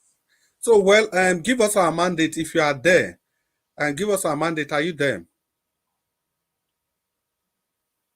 Well, give us our mandate if you are not available, because we are bringing the program to an end. In that case, Dr. CM, I wanted to give us our mandate to talk so that you can conclude your thoughts. So, Dr. CM, you talk to us. Mr. Jonathan, you are going to round up the program, and because you've been here since, so that you can kind of summarize everything. And there were the figures. We were crunching some figures. It will be nice if you continue and you crunch those figures, and you'll be rounding up. So you'll be speaking for 7 to 8 minutes in your final presentation. But before that, Dr. CM, can you just speak to us again for 5 minutes, since give us our mandate is not there. Oh, Abdul Malik has come. Dr. CM, 1 minute. Abdul Malik, you are just coming. Abdul Malik, are you there? I'm here. Good evening, Mr. Chris. Yeah, it's so good to have you. You came late. Yeah. The rules would have been that you speak for 2 minutes. Well, special permission, Mr. Nanjawaj, please. Let's just give Abdul Malik 5 minutes to talk to us. And after that, Dr. CM, you'll be speaking to us. And Mr. Jonathan, you're going to round up the show. And I've told you, apart from what you want to talk about, if you can crunch more figures, that would be very helpful. Thank you so much. Abdul Malik, the floor is yours. It's good to have you. Talk to us. Yeah, good evening, Chris and Mr. Chris. And good evening, everyone in the panel. Good evening, Nigeria. I watch your presentation. You see this prophet, El-Buba. That prophet, if we have this kind of man, like all the region in Nigeria, that those men that used to speak the truth, I'm telling you, the government will do. They will do something by force. That man is a truthful man. Yeah, it's like that man is stand for the truth. If we have those kind of men, all the region in Nigeria, that stand up and speak for the masses, the government they will do something by force. Yeah, I'm telling you the truth. You see, I see no reason why anybody that came out that speak the truth, those government, they want to shut it down. Look at what they are doing to Sowore now. They froze his account. So you don't want somebody to talk anymore in the country. But look at what you are doing in the country. Look at what you are causing to your citizens. People are no longer eating anymore. Students out of schools. There is nothing is working in the country. But anybody that came out that speak the truth, you shut it down. You want to shut it down, so that you want to put fear in others' mind. You see, this government, they don't mean well for Nigeria people, and Nigeria citizens need to do something dramatically before anything will happen. Anything will happen else. Without that, because the way this man is planning, if he reach December, like 3 to 5 months coming, another thing will happen in that country. Just take a look what is happening in the northern part of the Nigerian. Those people, they are really serious about the protest. But the other part is like they are not serious, they are joking. They should not bow down on this protest, those peaceful protests, they should continue. Because when they bow down, it will be a long time before government we hear we hear their voice. Yeah, this is the opportunity for them to make sure they continue the protest. Just take you how many days? 9 days today. But there is nothing the citizen demand he has met for. You don't want to do anything, you just try to force people to keep quiet in the country. That is what he's trying to do. That is dictatorship. They are not fighting the democracy. It's dictatorship and autocracy of government. What is Sowore is trying to make sure he try to organize people to do peaceful protests. Okay, why do you what concern you and his account? Imagine Nigeria, I don't even understand. And this man, people are sitting there supporting this government. There is nothing good will come out from those people. Look at Nigeria today. We cannot boast of one thing. All we see every day, Nigeria is declining. Every blessed day is declining more every day. And still, some people will still come on air to say we should give him more time, which they give you 1 year and some months. There is nothing to show. If they give you like 2 years, it's the same thing. Even though they give you 20 years, there is nothing to show because you don't have idea, you don't have IQ to move the country forward. Your idea is your idea or your IQ is just to propaganda to make the country decline every day. There is nothing good will come out from those people. And Nigerian people, they need to get that. Because this man, if he been there 4 years, Nigeria will be like Sudan, South Sudan. Yeah, I believe it will be like South Sudan. Just take a look now, 1 year plus now. People are crying everywhere. Look at what that prophet said, El-Buba. People are eating grass. Yes, people are eating grass and a tree and a leaf in the tree. My brother, round up, sir. Imagine a country that have everything, but now Nigeria people, even you guys, majority of citizens want Nigeria to be divided, but who will divide the country? Even some country Europe like Croatia is 3 million something people are living there. It's not even up to like Edo State, because Edo State is like 4 million people living there. Croatia as a country, 3 million people are living there, 3 million plus. Yes, but Nigeria, take a look, we are many, but the division is too much. That is the major problem we have. We are not cooperating, we are not united. Just take a look at the protest now we are protesting. Some people, some youth, they are still supporting this government. And there is nothing good come out from those people. Thank you very much. Yeah, nothing good coming out from those people. Thank you so much. It's just good. We reiterate what our brother Abdul Malik has said. You know, when he talked about division, it's not as if he was championing it that Nigeria should divide, because we know this station is completely against that. We're just trying to give an example of how things should be done in a nation that's truly serious.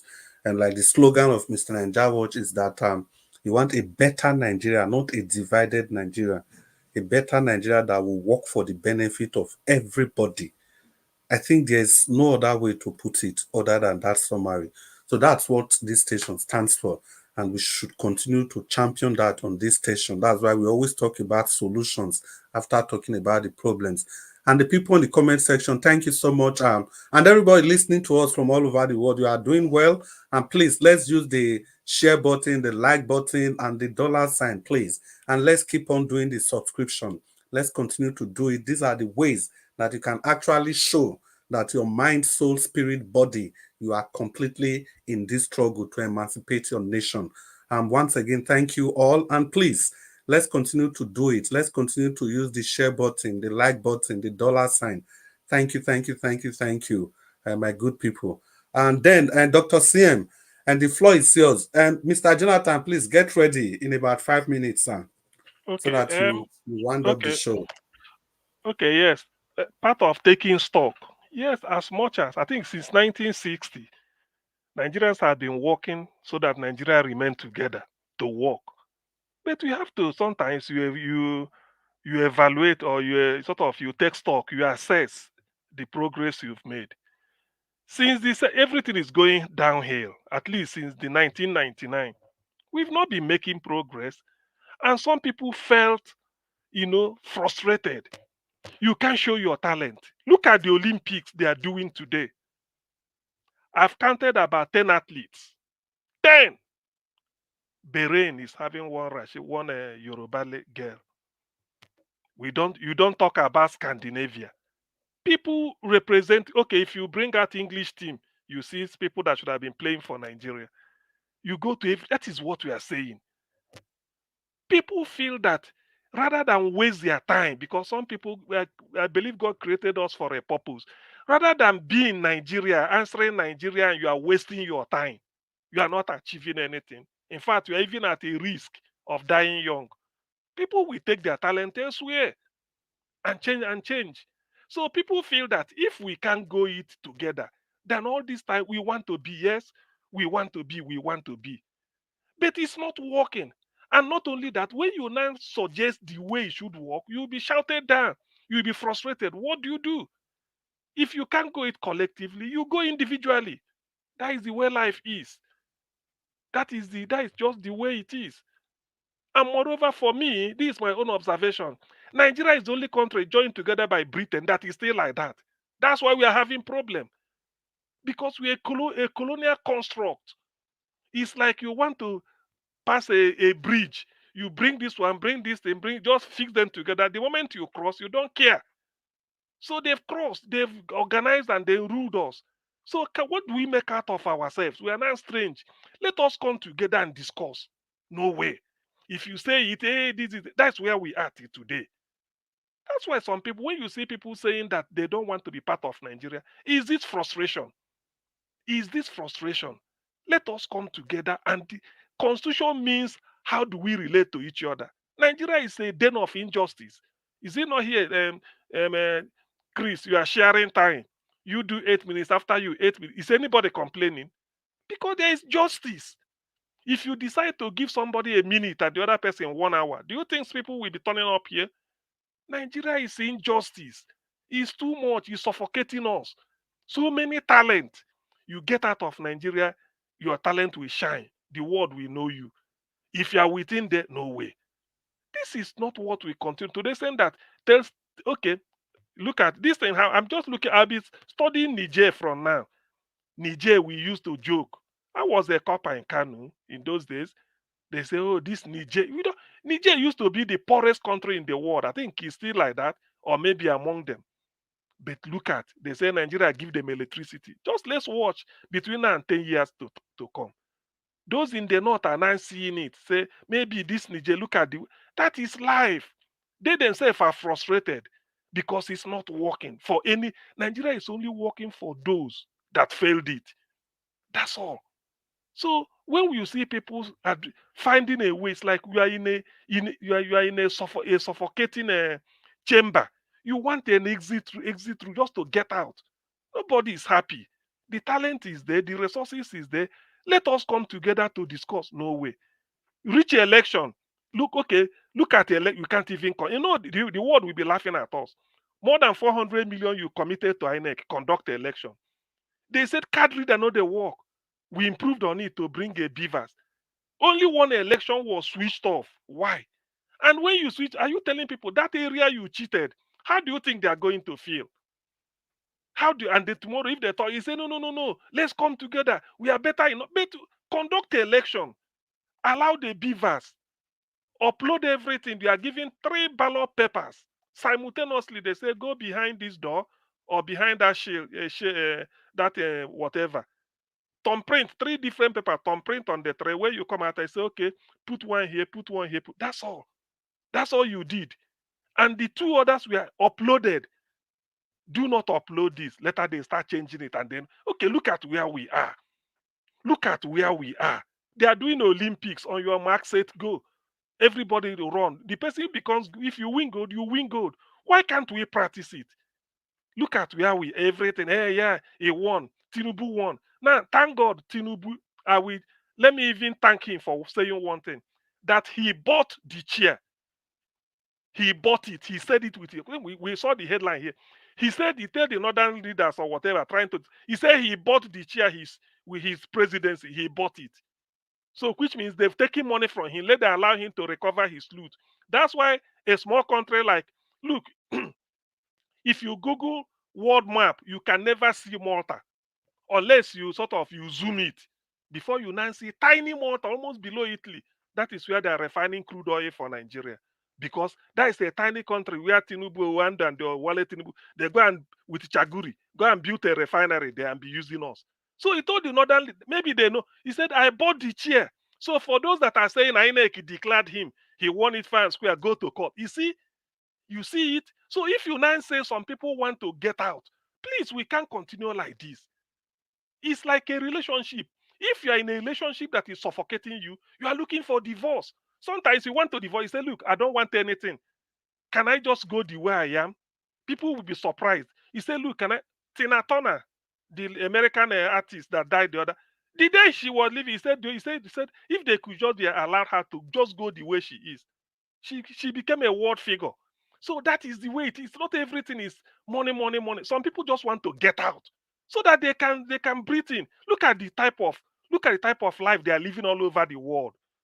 Look at the type of life. Small countries, they are enjoying life, everything. I mean, on their own basis. Who is invading Eritrea? They left Ethiopia. Now go and check Eritrean NAFCA, what it is to the dollar. Lesotho, small country. Namibia, they are live. Everybody's live. Why must Nigeria just be? We must all be together. This we must. Everything is more okay. When we are together, let us now behave that we are together. They say no. Some people, okay, look at. Thank God Tinubu said he bought the presidency. So tomorrow somebody will tell you INEC declared. Dr. Seer. Round up, Dr. Seer. Dr. Seer, you and Jonathan, I go make person they break rule for this platform. I beg. More than they okay. talk. It's okay. I go just go deep. Somebody will be waiting for you people to. The next thing you come up with something interesting again, it becomes difficult to stop you guys. Now you raised something very important, and I must comment on that. You talk about marriage. Like people used to say, Nigeria being yes, it's good to be together. It's just the same thing like marriage. It is good to have to train up your child where you have the father and the mother together as a unit, as a family unit, so that the child can get the best. But when there is violence between the father and the mother every day, is that kind of union still comfortable for the child to grow up? You are going to raise a toxic child. And Dr. Sam, you mentioned about Tina Turner again. You forgot that it was the same Tina Turner that sang What Has Love Got to Do With It? It is true. Because when she was having serious problem with her relationship, a lot of people told her to stay in that relationship, but she said no. They said love. She said no. What has love got to do with it? Oh, what's love got to do with it? Yeah, that song. You in need the 80s. a heart Exactly. heart to be broken. Exactly. You guys are just going. And you talked about marriage. I just tied everything together. What has love got as one big Nigeria got to do with people that are losing their life? If we must have one Nigeria, it must have to be on the terms and condition of the citizens of Nigeria. In that connection, Mr. Jonathan, please tell us how. In fact, also, sorry, Chris, please, just 10 seconds. At this point, let me pay tribute to Chief Bola Ige, because I like in 1995, during the time of Nadeko, they were interviewing him on AM News, AM News, a newspaper. He said, I may be around then, I may not be, it doesn't matter. He said, but before Nigeria we really realize it manifest destiny, they must answer 2 questions. And they say what? He said, number 1, are we ready to live together as one country? 2, under war terms. That's where that under war terms means what constitution? So today, what Dele Bola Ige said over 20 or maybe 30 years ago is still relevant, and that is true. So the man is correct. Thank you. Yes. Please, So, please, can you give me 10 seconds? we are going to, okay, Ogama Abdumali, please, 10 seconds. Please, there is something you say. I'm not telling you Nigeria should divide because there is something I heard. I say many people want Nigeria to divide, but who will divide it? That is what I said. No, I was even praising you. You don't understand. I was even Okay. praising you. Yeah. I think you say this channel. I think you say this channel because I'm not telling you. I say before people will go confused with you talk. You understand? So I was even praising you for what you said. Thank you. Yeah. Thank you. Thank you.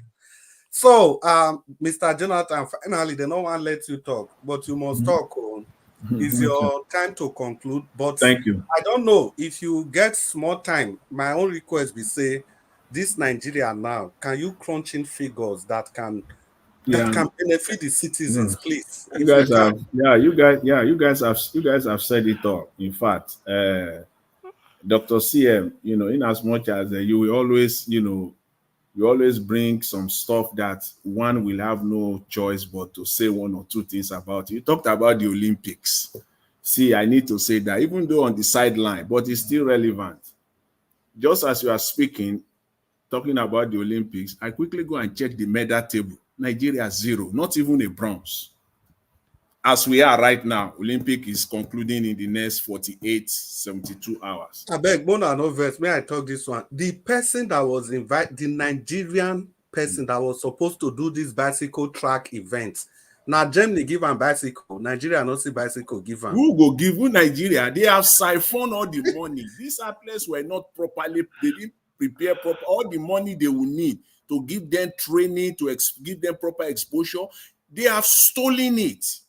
So there's no standard. I just look as I heard Olympics. Let me go and check the medal table.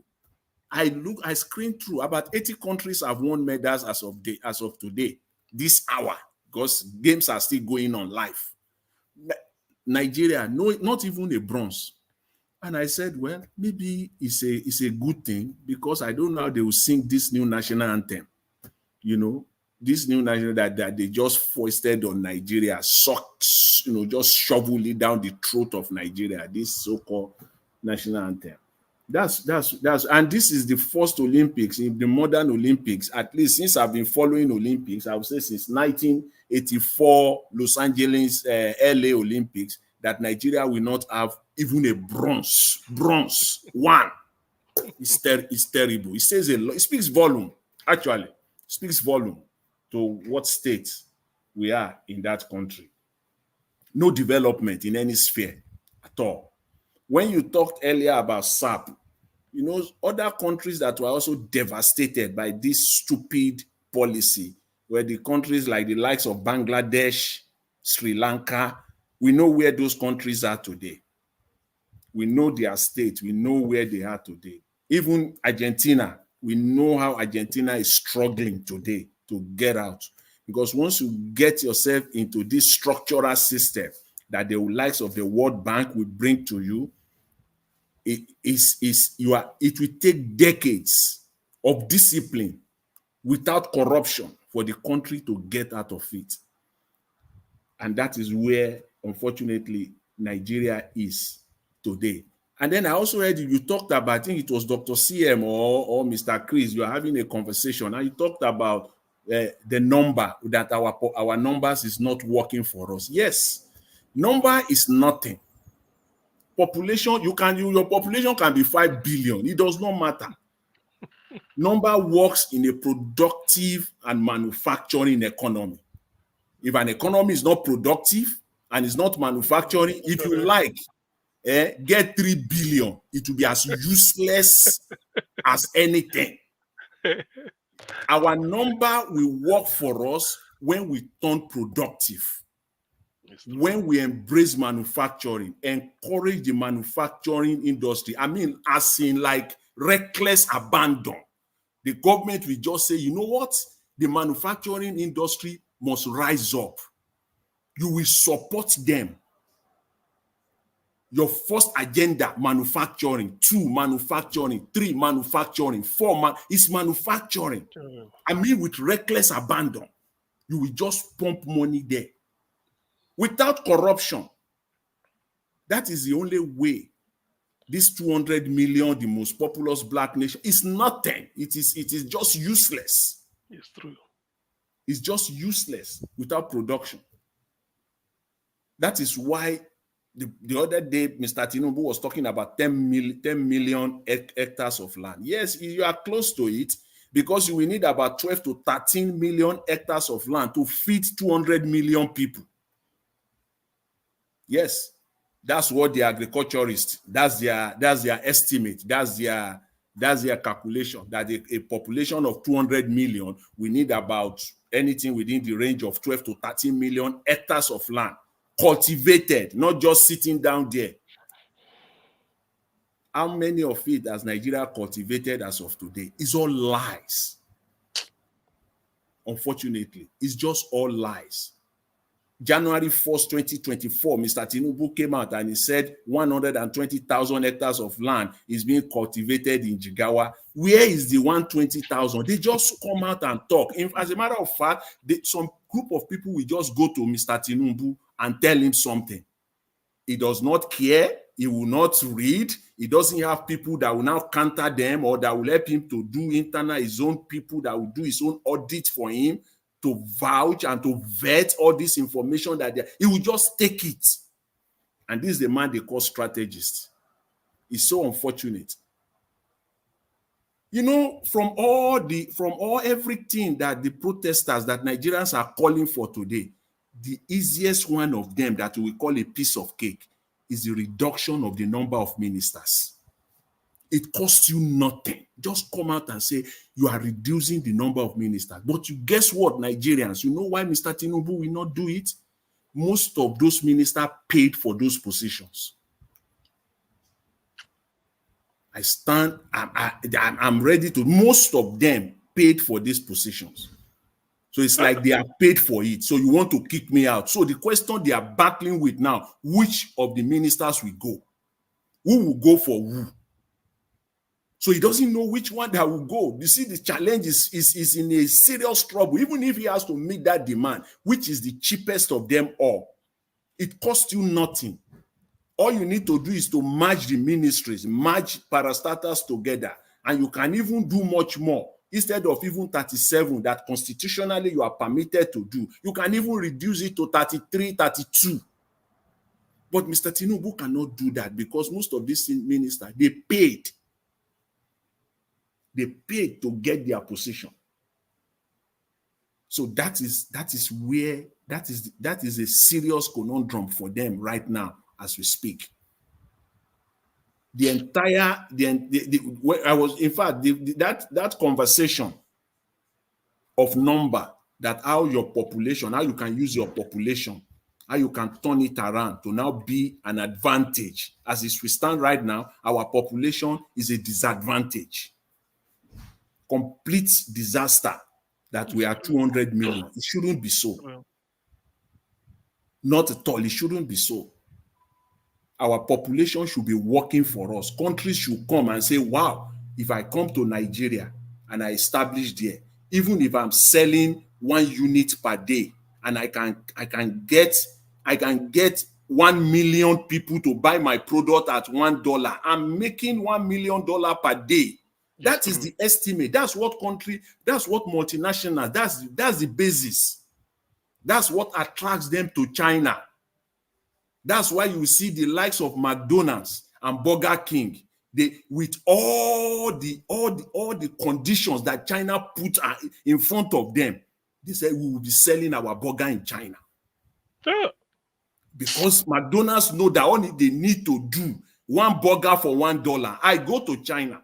In fact, the last 2 weeks, I was still there. This last month.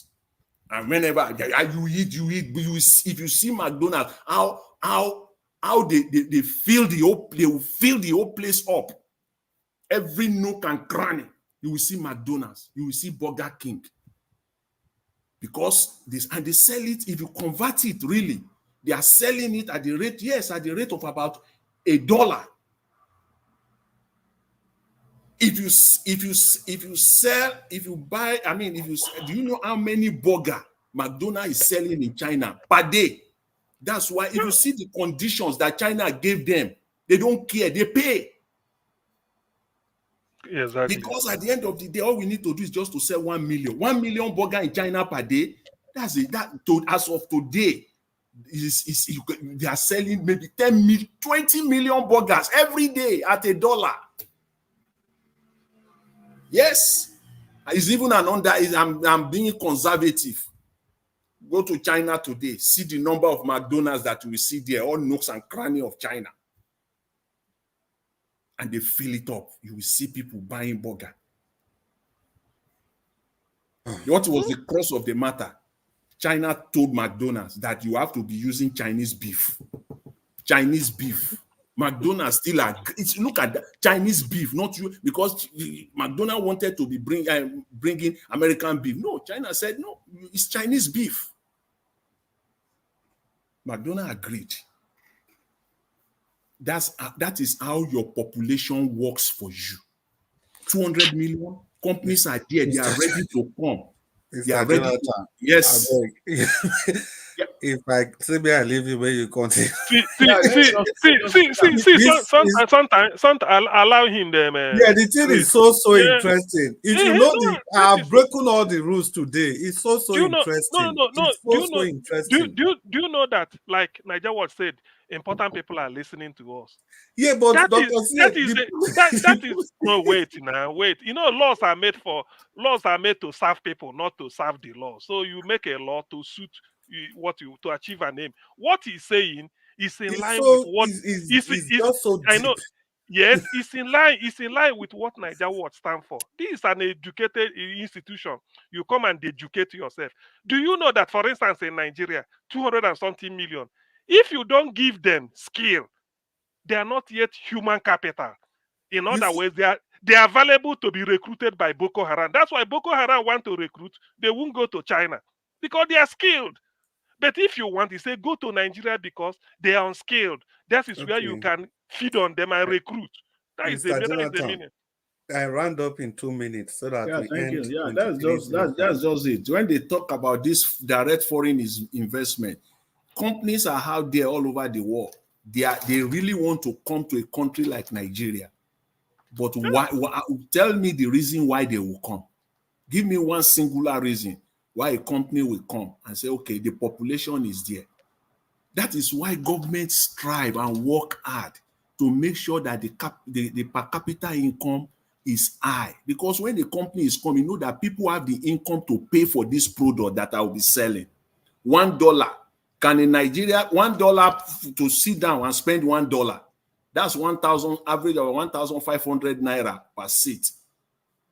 How many Nigerians can do that today? From the 200 million can sit down and spend 1,500 for a meal. How many?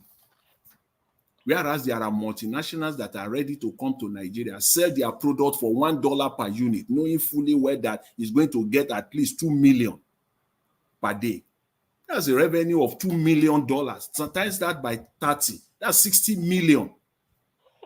That's over $500 million in a year in revenue. Which company will not want to come?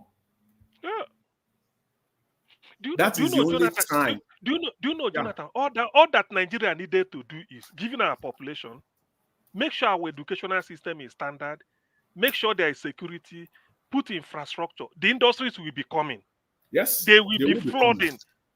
So all your own is just to graduate from school, you get a job, because they are going to sell toothpaste, just to manufacture toothpaste, and they're able to sell 100,000 a day.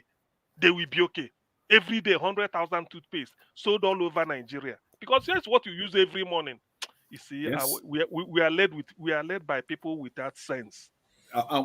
Completely. Because I'm looking at these ministers that surrounded Mr. Tinubu as we speak right now. I'm just imagining. I'll just imagine, what are they telling him? What actually are they telling him as president? It is obvious that, first of all, it is either they don't know themselves or they are lying to him, or they also themselves don't know. It is one of the two. It's not complicated. It's either you yourself as a minister, you don't know, or you know you are lying to this man at the detriment of Nigerians. Unfortunately, that's where we are in Nigeria today. Until they start, saying the truth, dealing with Nigeria, with truth and facts and truth, take deception out of it completely, because they love deception. They just love it. They romance deception. They can't do anything without deceiving the people. Thank you, sir. Yeah, thank you very much. I'll leave it at that. Thank you very much, Thank Mr. you so Chris. I much. really appreciate you. Thanks all the panelists. Thank you, Mr. Jonathan. Una, for this panel. If you know, Dr. CM, the way we broke the rules today, everybody just decided to speak very, very deep and eloquent. Madam Busy Brain starts talking. I didn't want to stop her because she was saying all the right words. Indubuisi is no longer here. Destiny Nwansu. When he started talking, I was just enjoying his talk. And Abdul, you spoke and so eloquently. I didn't want to stop him. Everybody spoke beyond the time. Everybody, all of you. I beg, if I want to do this on a deep talk, no na day, if Nigeria watch day, so that I think we'll feel they give you the normal time. Well, Dr. CM, wait, Dr. CM, I beg, wait. Nigeria watch go like and now because Dr. CM, wait. We've got Dr. CM, even when you come, we still give you extra time. Even the 5 minutes where I didn't even stop you in that 5 minutes. But we don't even talk about Oga Jonathan. Well, I mean, say we go finish like 5 minutes to 10 o'clock according to UK time, but somehow we've gone 6 minutes past 4 hours. And if you notice that for the past 3, 4, 5 days, 1 week, especially yesterday, Nigeria was stayed so long here. We stayed so long. It was getting to after 1 Central European time, getting to 2 o'clock. So, and that was over 6 hours. The previous day, the same thing. And today we've done 4 hours and still counting. So I just want to thank all of you. Your contribution, your submission, they are so deep and apt. And this burger thing, I cannot stop, but I have to say this. During that credit crunch, when Obama was the president, he did the same thing with these burger people in the US. He begged them that they should sell $1 burger, and they started selling $1 burger. When the economy stabilized, those people, they didn't want to stop again because they realized that by selling a burger for $1, they were able to sell more, like Jonathan was explaining, and in that case, they made more profit. So if you have a population, the whole idea is to make sure the population, they are able to afford consumer products. By so doing, you can sell so much and make so much profit instead of waiting to just sell one and make all the profit in one product. So this is what populations are supposed to be used for, not for political gains, not to rig elections, not for underage voting and stuff like that. Well, the people in the comment section, I just want to thank you all for your support. Mommy Diaspora, there's no way we'll close this station, this broadcast, without giving you all the credits that is due to you. We cannot thank you enough. Yes. Thank you so much. Chris, you give me 10 seconds. Okay, Abdul Malik. Yeah, it's like the France Paris Olympic. Toby Amusa, he got 100 meters for Nigeria gold. She won it. Yes, Toby. Okay, the hurdles. Just now, right? Other women, no, it was before. It's like, I don't know. I just checked now. Toby Amusa. Toby Amusa. Is it Nigeria or is it for Nigeria? It's Nigeria, yeah. Toby Amusa. Toby Amusa. I know she's 100 meters gold. Yes. Paris 24. Paris 2024. Toby Amusa. Amy to rewrite glory at on the check. Okay, if that is no, the case. You should say don't win now. Why we never hear now? Well, no, let's wait. Let's call it a developing story. Yeah. Let's call it a developing story. Well, so now we say today we don't try. Una do where my people, the people on the panel, on the comment section, everybody, Mommy Diaspora, thank you so much. And Mr. Nigeria Watch, please, if you are there, we are sorry we've gone so much above the time. So we'd like to invite you so that you round up the program. Thank you so much, sir. Thank you very much, Oga Chris. Thank you very much, my people. I've been here listening to you all. Even the extra time of the deliberation means a lot to the platform. Mute yourself, please. Thank you. You know, the extra time of the deliberation from Oga CM and Mr. Jonathan means a lot. Thank you very much, Oga Chris, for the handling of the platform. I appreciate that. When I was absent, but when I came back, you were already doing it. I just decided to be listening. Because sometimes somebody needs to relax, but not be firewood. All of you that is assisting us on this platform, I want to say I'm very, very grateful. God bless you all our wonderful panelists, you all that is putting your voices out there, the government, or rather the satanic people that is sinking Nigeria don't like what we are doing. Obviously, we all know that they don't like it. Not just our platform. What I mean by they don't like what we're doing, any Nigerian that is talking on social media, they don't like it, except you are using your platform to sing their praises. That's what they like. You know, so I just want to thank every one of you for your consistency, for your dedication. It's not easy to do this, to be honest. If you're looking at us from afar, you might think, oh, it's easy now, I'll do them. Oga, madam, if you are listening to us, go and try it first. If you can do straight 6 months without no break, I promise I'll use my platform to rain praises on you, because that's what I do. That's how I was brought up. You know, I always encourage people that is putting effort into whatever they're doing. It doesn't have to be broadcast. Whatever you're doing, if I see consistency on it, in fact, I can even go extra miles to support you because you put in the effort there. The time I've passed where people sit on one particular place and be praying for manna to fall. We don't do that anymore. Nobody should be doing that. I don't encourage anybody to engage themselves on those rubbish. If you are lazy, you are lazy. Mr. If you want to use yes, sir. Mr. Evans, sorry. You know, it was when I was in UK last month, when it is 11 p.m., 12 midnight. I was like, Mr. Evans is still, this man, this is the time that you are still on consistently. I look at the time in UK, I look at 11 p.m., 11:30 p.m., 12, sometimes 12:30 a.m. I was like, so this is the kind of time. Everywhere will be dark, everywhere will be quiet. I'll be on the best. I say, so Mr. Evans is still awake at this time, that Nigeria watch is still going on. So it was much appreciated being in that environment and seeing that, you know, everybody was actually sleeping, quiet, but you are still on. I give kudos to you. God bless you. Thank you very much. I appreciate you. Thank you. Most times when I'm on air is when my kids have to come to me on air to say, Daddy, good night, good night, good night. I kiss them, they go to bed, you know. And I will still be here with you guys, you know, almost all the night. This is what I do, like I've told you guys before. I can't remember the last time I've had a evening for myself, you know. But I'll continue to appreciate those of you that is genuinely and organically understanding what we're doing and supporting us. You know, your comments, your encouraging comment alone goes a long way. Those of you supporting us financially, I want to say I'm grateful. If you don't have the finance, just continue to put that comment there. It goes a long way. I see them. You know, I see them. By God's grace, I get eyes. I see all your wonderful and encouraging comments all the time. I want to say I'm grateful. Even some of you that normally still comment after we finish our broadcast, you comment on the videos on YouTube. Or, you know, I try my best to follow up as well. I just want to say I'm grateful. Like I normally say on this platform, you are listening to me right now. No human being on earth that have succeeded without the help of a fellow human being.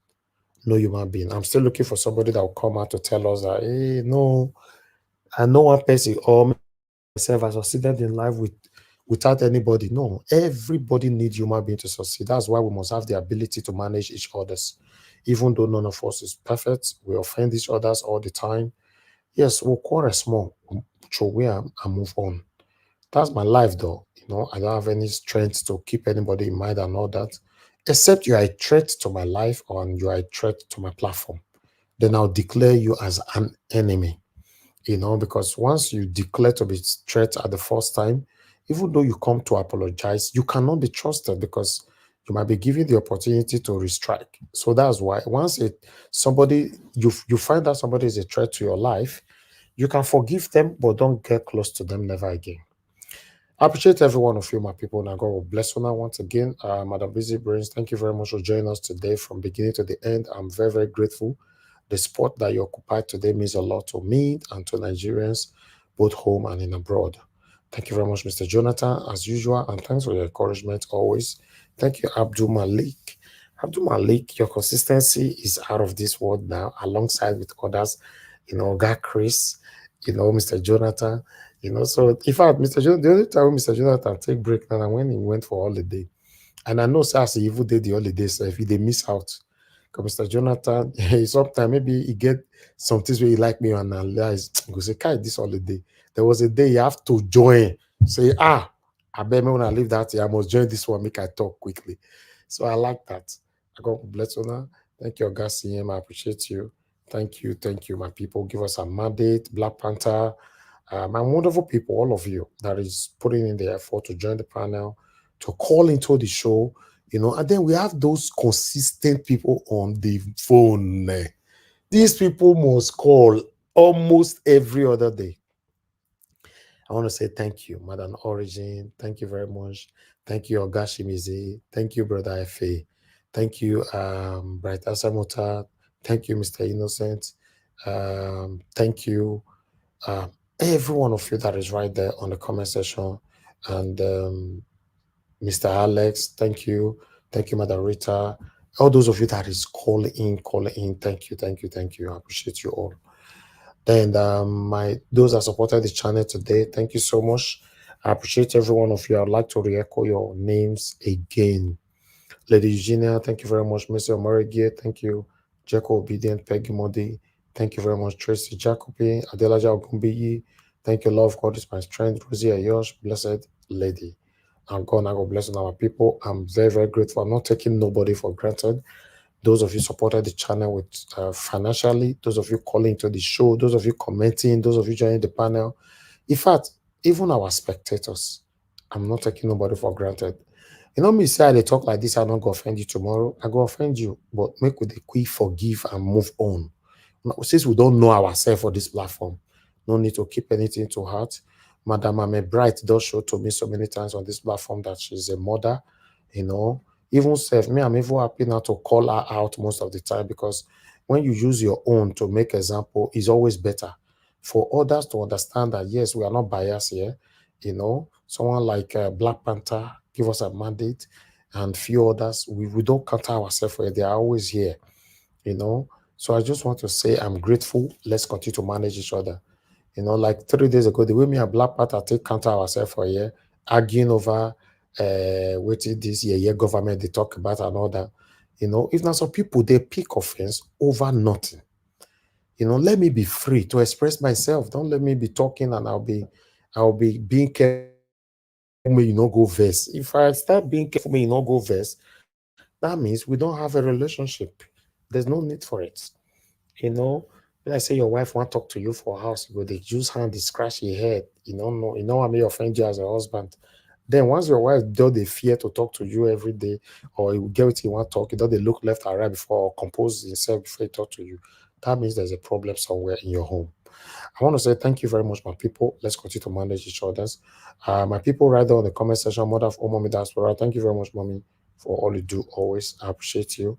Thanks for being there. Thanks for your prayers, your love, your consistency. Thank you, my wonderful people.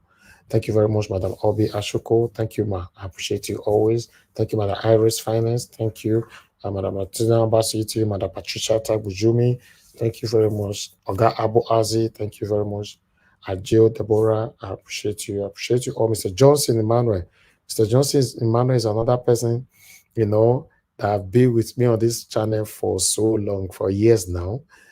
So it's one of those people that have been with us for a while. And I want to say thank you. Me say they ever see my wrong side though, but they are here. These are the reasons say people will be my own. Me not they use the play. That's why we have rules on this platform. For example, you cannot just come here and insult anybody. When I say you can't insult anybody, not mean we are protecting one person. We are protecting everybody.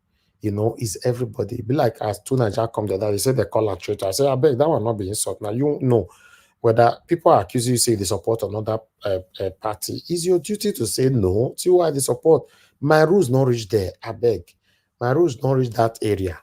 People should understand. My rules only reach when people is not directly attacking you or insulting you. That's where the rules day. Or I now know that people want to bully you and all that. Yes. And also no. Another thing about this platform, most of the people, 90% of the people we have on my platform are those that is craving to see Nigeria work in our time. So you know what that means? When you come to this platform and you know you're part of the people that you are conning with your submission, you are stylishly supporting these satanic people that have been impoverishing Nigeria since God knows when, then people will certainly want to attack you. Always have that in mind. I don't have power to control them when it comes to that. You know, you can see we have a disclaimer there. They have right to give to air their submission. You know how they want to air it, as long as they're not breaking the rules of the platform.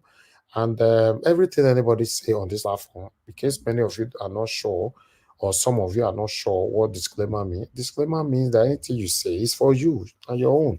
But why we have rules that you cannot directly or indirectly insult anybody here. But nevertheless, what do I know?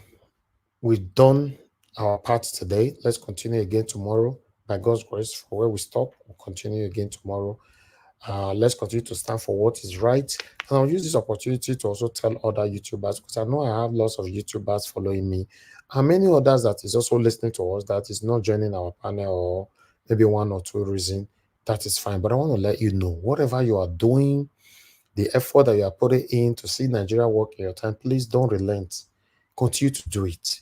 Like I've always said, if we have 50 of Nigeria Watch platform, 50, let's say 50 Nigerians are consistent like the way we are consistent on this platform.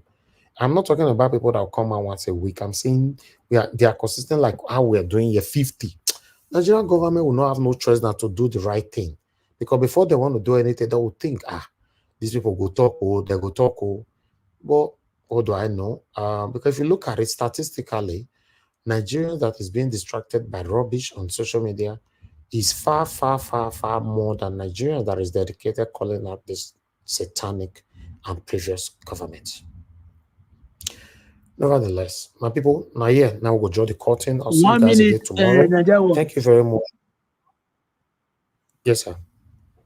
Yes, see, this Toby Musa is not won yet. She's in semi-final tomorrow. Okay. For me, I believe in her though. She has been making us proud. You know, she's doing excellently well. I believe God Almighty will guide and protect and give her the energy to win tomorrow. So let's see how it goes. But one thing we must also know that there's an end to everything in life. So she has been winning all these things, flashing every one day person go beat her, more get her for mind.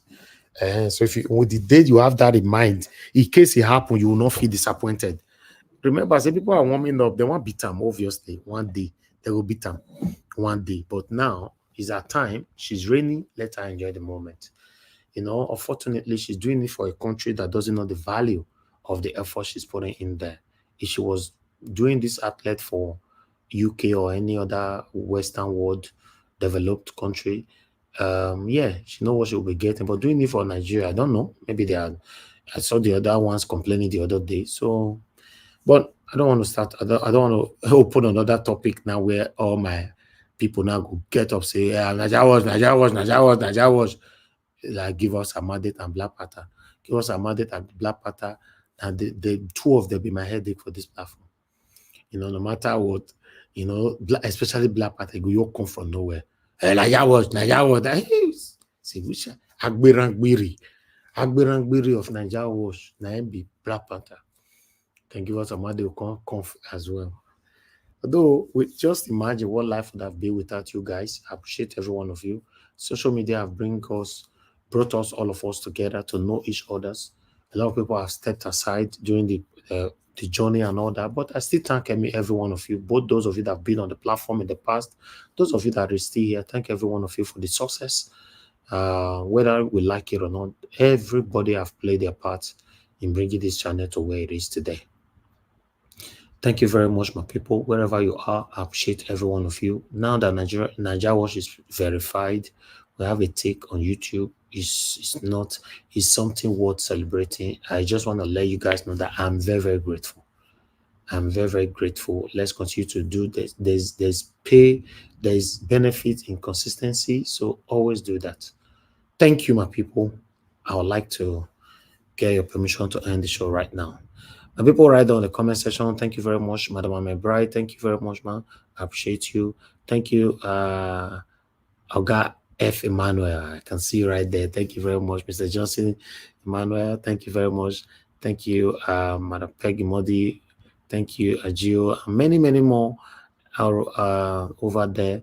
Thank you. Let's see you again tomorrow by God's grace. It be like say the protest not finished now. So everywhere that they quiet now. Let the Northerners say they're not going to ever end now. Our Northern power for where they call us all the time, Enterprise, we'll never hear from her for a while.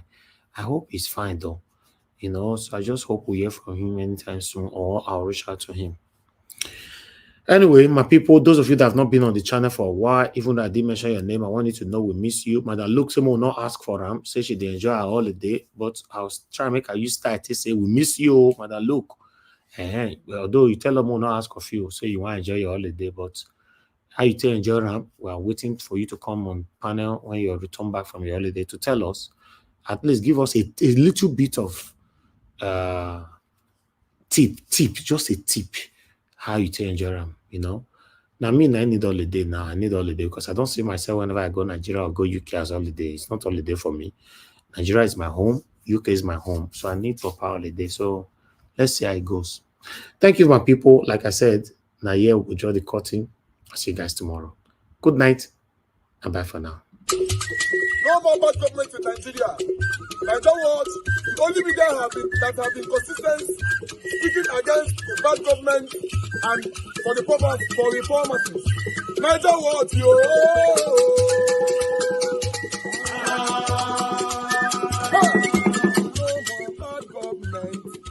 No more bad government. Nigeria what? No more bad government. Nigeria what? No more bad government. The only media that have been speaking. No more bad government. The voice of the voiceless. No more bad government.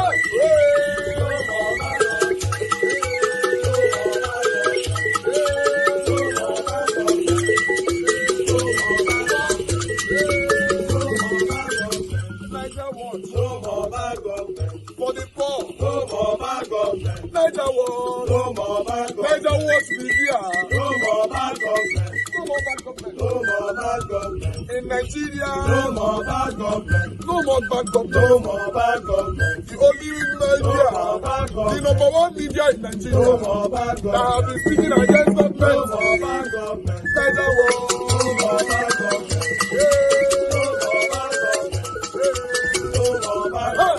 Nigeria what the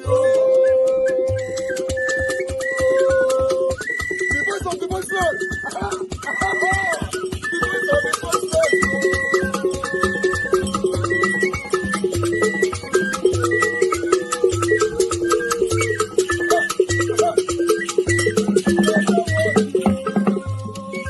Voice for the voiceless. Voice for the voiceless. Nigeria what the voice for the voiceless. Nigeria watch media. The only media that have been speaking against bad government. Being consistency since 1944. Voice for the voiceless. Voice for the voiceless. Umuwame. Voice for the voiceless. Umuwame. Voice for the voiceless. Voice for the voiceless. Voice for the voiceless. Voice for the voiceless. Voice for the voiceless. Voice for the voiceless. Nigeria watch you. We have been seeing all you guys have been doing, and we recommend to everyone in Nigeria